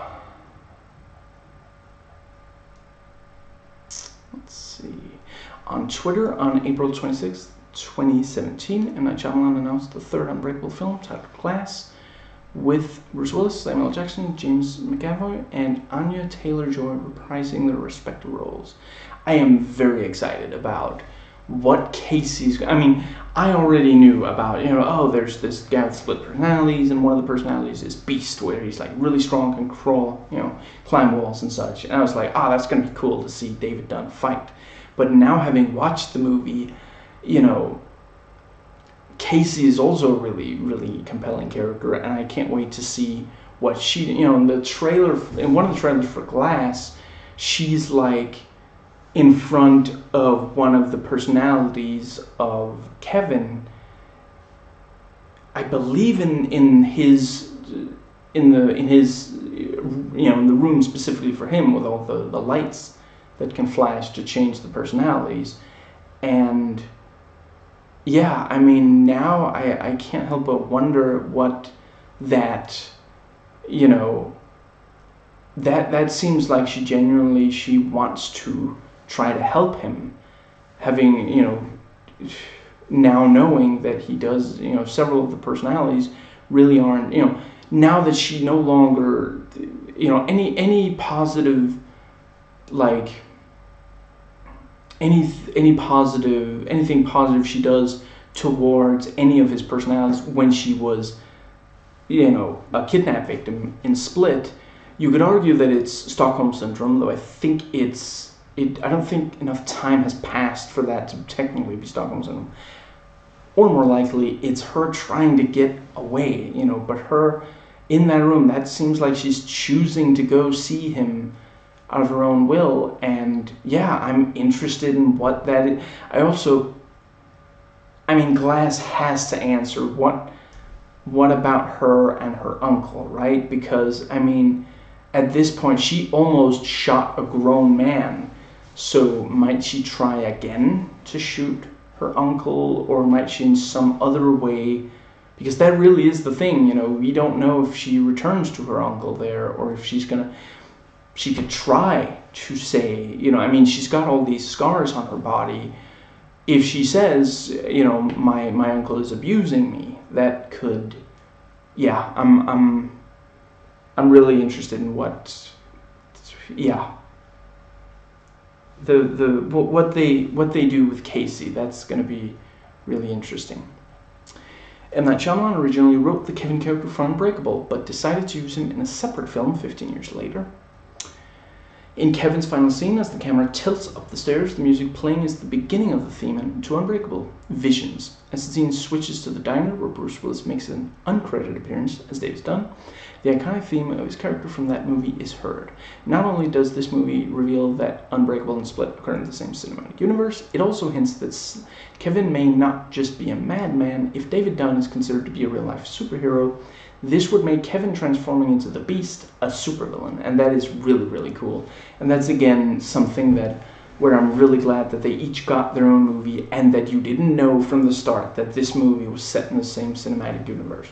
And that is something, if he had made Split, like in 2002, immediately people would be like, this is a sequel to Unbreakable, isn't it? This is Unbreakable 2. Come on, just, don't beat around the bush. We know this is Unbreakable 2. But because so much time has passed, I think in the Midnight Screenings episode, they talk about, they were gonna do Unbreakable 2 as the second movie in the Devil anthology series, but then Devil did so poorly, so they shelved it. And when they made this, nobody expected. I'm sure somebody expected, but a lot of people were really taken aback when they saw David Dunn, and they even have he even says saying Mr. Glass, and you can tell it's him, and he's got the name tag on his shirt. The last time Barry visited Dr. Fletcher, you can see how he opened the front door using Dennis's yellow washcloth and then putting it in his pocket after walking in, showing that it had been Dennis all along, pretending to be Barry. The movie poster of the show's cracked glass is similar to the poster for Unbreakable and alludes to the fact that both movies are in the same cinematic universe. This has been confirmed by the director of both movies, M. Night Shyamalan. He also stated that he intends to make a third movie with characters from both films. Both movies also have titles that coincide with the main character. Unbreakable, Bruce Willis' character David Dunn survives a train crash that leaves him unbroken. This movie's main character, Kevin Wendell Crumb, has split personalities. It's kind of an obvious title, but I like it. I gotta say, Split, it just... it works. Anyway, in Unbreakable, Elijah Bryce's mother described a long-fingered creature with a massive mane of hair as the soldier villain, who fights the hero with his hands, just before inadvertently describing her own son, the arch-villain, who battles the hero with his mind. Interestingly enough, the physical description of the beast by his minions is identical to that of the monster battling the superhero on the comic book artwork. This is likely indicating that David Dunn has now found his physical match with the Horde, while his arch-enemy Elijah is still plotting from behind bars. And that really is. And a lot of superhero stories, one of the stories will end with the superhero putting the villain behind bars, and then the next time he has a plan. And in a bunch of the movies that's also true, but not all of them. Now, in order to prevent leaks, the final scene was not included in the shooting script and also omitted from all test screenings. During filming, however, James McAvoy was told that Kevin had originally been created for Unbreakable, while remaining unaware of the narrative connection between the two films. Split's production budget of $9 million is 88% smaller than the budget of its predecessor, Unbreakable, which was $75 million. The words Mr. Glass are the last words spoken in both this film and Unbreakable, and referring to Mr. Glass in both. Because this film and Unbreakable were produced by different studios, M. Night Shyamalan had to get permission from Disney for David Dunn's cameo in the final scene. And, I mean, I've said it a lot of times since Disney took over Marvel. Thank you, Disney. Thank you for making the right creative decision. I mean, imagine if the movie had ended and it wasn't there, and then like M. Night Shyamalan at some point, maybe down the line, was like, I mean, I wanted David Dunn to make a cameo there, but I asked Disney because they have the rights, and they said no, so what could I do?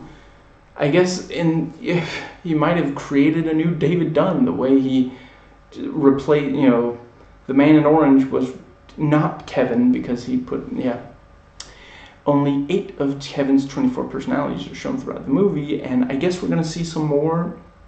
I mean, in the trailer, there's that one that goes like, "We almost got you, bro."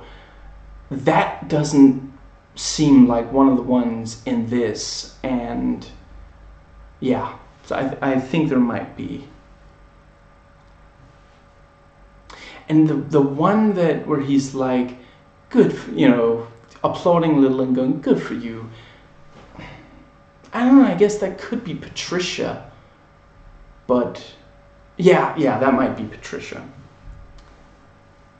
The first shotgun scene is very reminiscent of the kitchen gun scene in Unbreakable. At least one of the lines is an exact quote. Hedwig tells Casey he has a CD player in his room and says, "I love Kanye West, he's my man." Kanye West references M. Night Shyamalan's previous movie within the same universe, Unbreakable, in his song Through the Wire, in the line, "Unbreakable, what you thought they called me, Mr. Glass." I'm not going to try to rap it, I have no idea. I know almost no Kanye West music. I did not, even long before he was at all, politically toxic, he never appealed to me. I like that thing with there's a,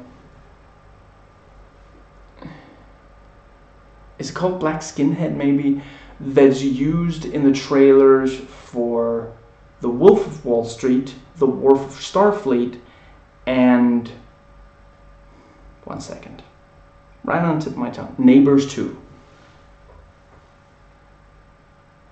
And I think that movie has a subtitle, but I can't recall it right now. Yeah, I'm glad he made that, because it's really awesome in all 3 trailers.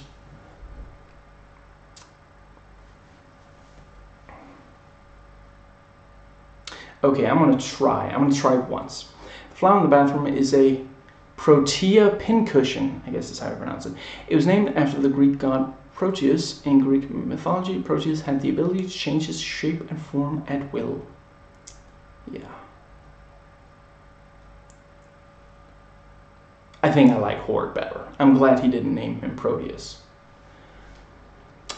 The color pattern of the wardrobe also corresponds to the color pattern in Unbreakable, where purple colors correspond to supervillains. Mr. Glass wears a purple overcoat and drives a purple car, and Dennis, pretending to be Barry, wears a purple coat on his first visit to Dr. Fletcher.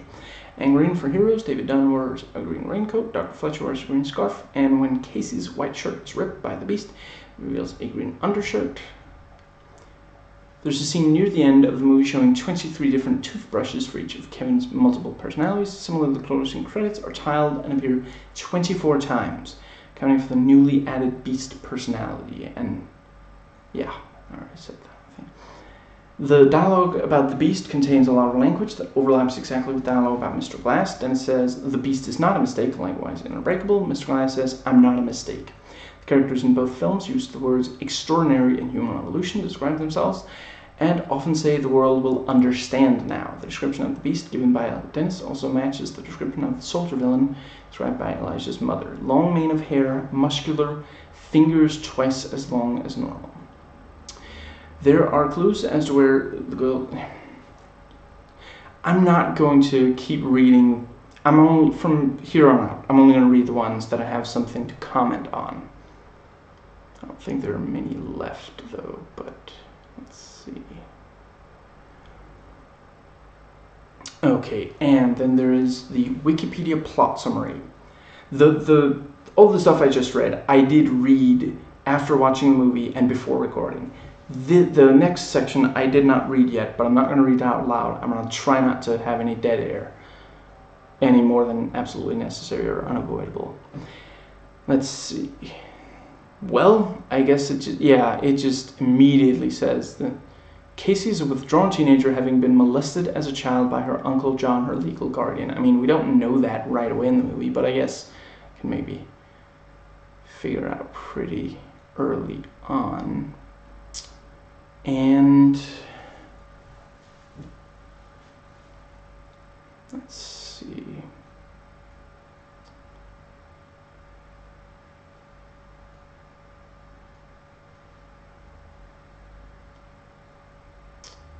Yeah, some of this is really out of chronological order, but yeah. And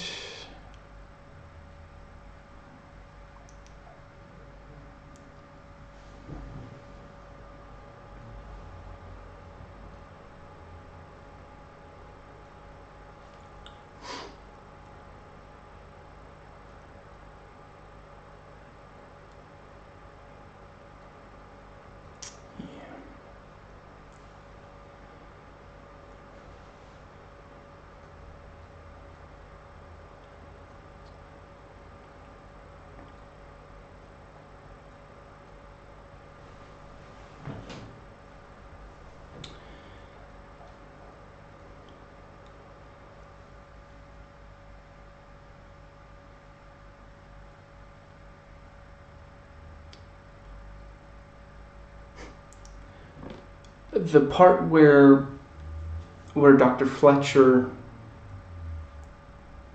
first it just says Fletcher visits Kevin's home, and she feigns going to the bathroom, searches the house. I mean, I guess if you use the term house vague enough, I guess you could use it to describe the tunnels and rooms down there. And I'm sorry, that's just, criticizing wording on Wikipedia is really low-hanging fruit. And let's see.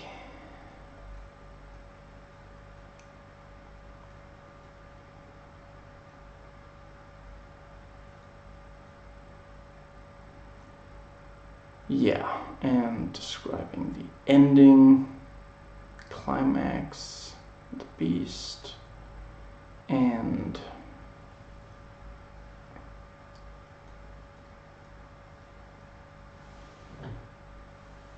let's see. Excuse me. Yeah, and then the cameo ending is described.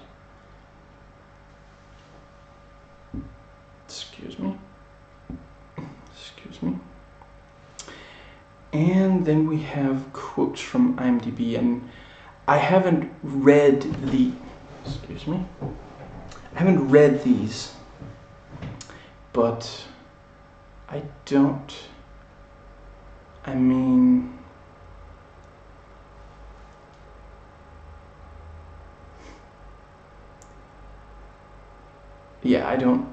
ultimately.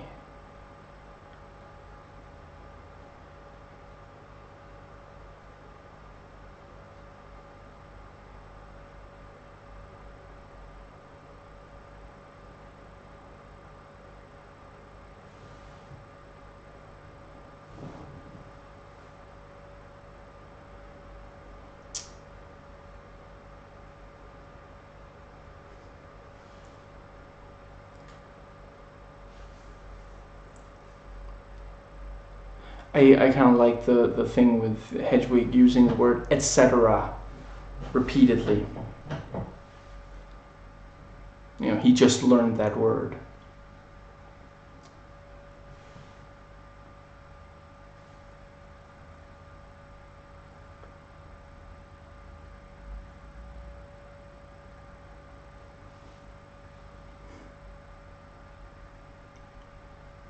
Yeah, just Dr. Fletcher's. No, changed my mind. And the.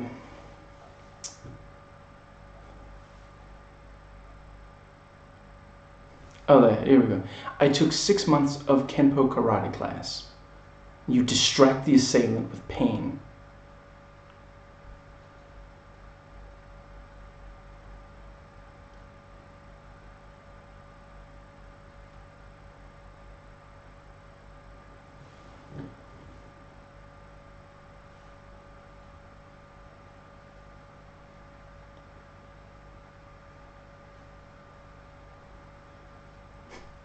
I do like the father, they're at the start going, I'm proud of you, I think.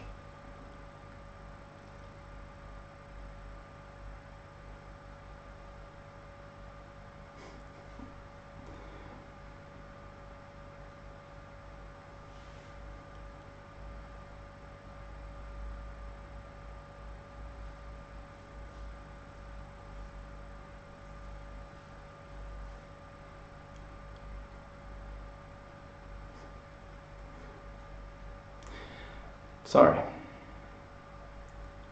Got caught up in reading the lines from the opening. Contrary to popular belief, I don't forget that I'm on camera most of the time. Now, Rotten Tomatoes critics reviews, and again, I'm gonna try to find a nice balance about not reading aloud the ones that I don't have anything to really add to, and also avoiding dead air. And I have read all of these, but now that I've watched the movie, there might be some that I want to. Yeah.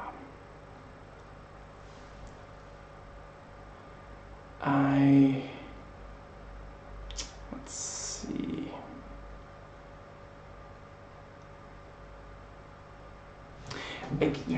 I may have already kind of said, but I agree that a huge part. I mean, I'd say that James McAvoy's performances is worth watching the movie at least once over. But honestly, also the character of Casey. Like, if I watched this movie and I super didn't care about the whole DID aspect, I would have been really into the whole thing with Casey. I have to. That really, yeah.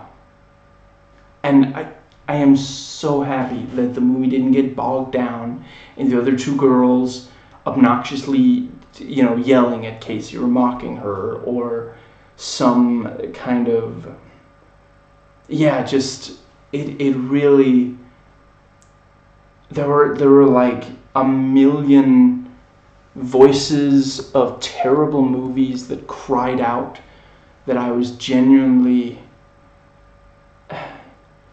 I was really worried that the movie's gonna go here now, and it almost never did. I'm really, especially when the character, the characterization of the female, of the three teenage girls.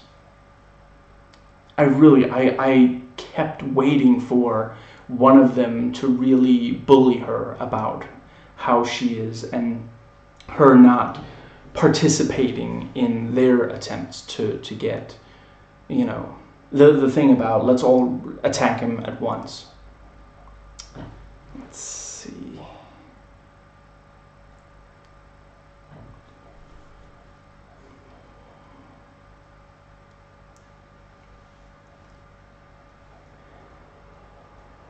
But it can be a little difficult to both read and comprehend something and be saying something that's completely unrelated to it. Because if I just randomly say something I'm reading, and I'm not going to go further, it's going to be more incomprehensible than I usually am. People really still, movie critics are still using the word hip. Wow. That's in that DCU analysis Renegade Cut video, he's talks that they're like critics, they're not part of the rest of the culture and such. Really, it's just that occasionally they'll use words that no one else still uses. But I mean, if you're describing that thing, of course you use the word that goes with that thing. It's just, yeah. I guess I've never heard someone who was hip use the word hip. Is always the whether something is or is not hip, not the part of the leg. Yeah.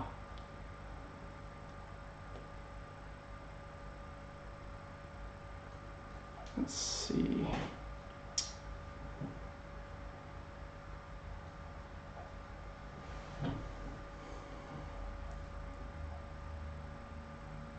Yeah, see, this one I kind of brilliantly made but morally conflicted split has me divided. For pure artistry, I'd give it an A. For its queasy morality, I'd give it a C.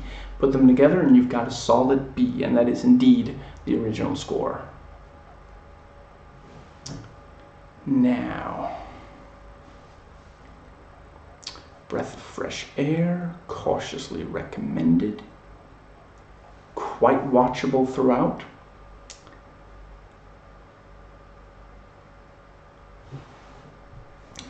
Excuse me.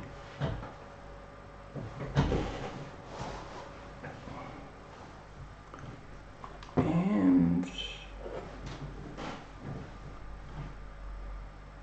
yeah. So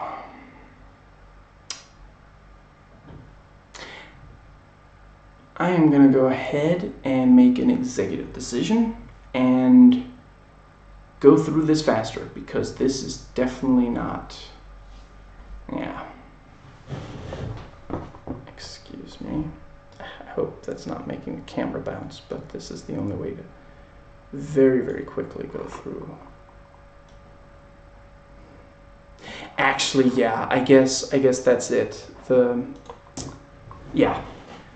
There are a lot of really great reviews online of it. I didn't read the user reviews on Rotten Tomatoes, but I read critic reviews on Rotten Tomatoes, critic reviews on Metacritic, and user reviews on Metacritic. And yeah, if you want to know what other people thought of the movie, I would definitely suggest reading those.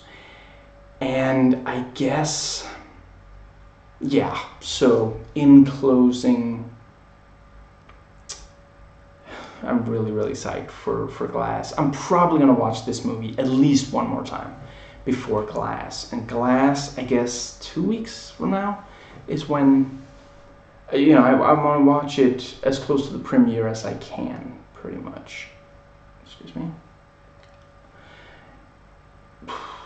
I was excited about this movie when I saw the trailer for Glass, and I've been excited for Glass since I first heard that they was going to exist. When I heard that Unbreakable and this were in the same cinematic universe. Yeah. I guess I don't really have anything else to add. So I enjoyed watching and recording, and I hope you enjoyed watching as I enjoyed watching and recording.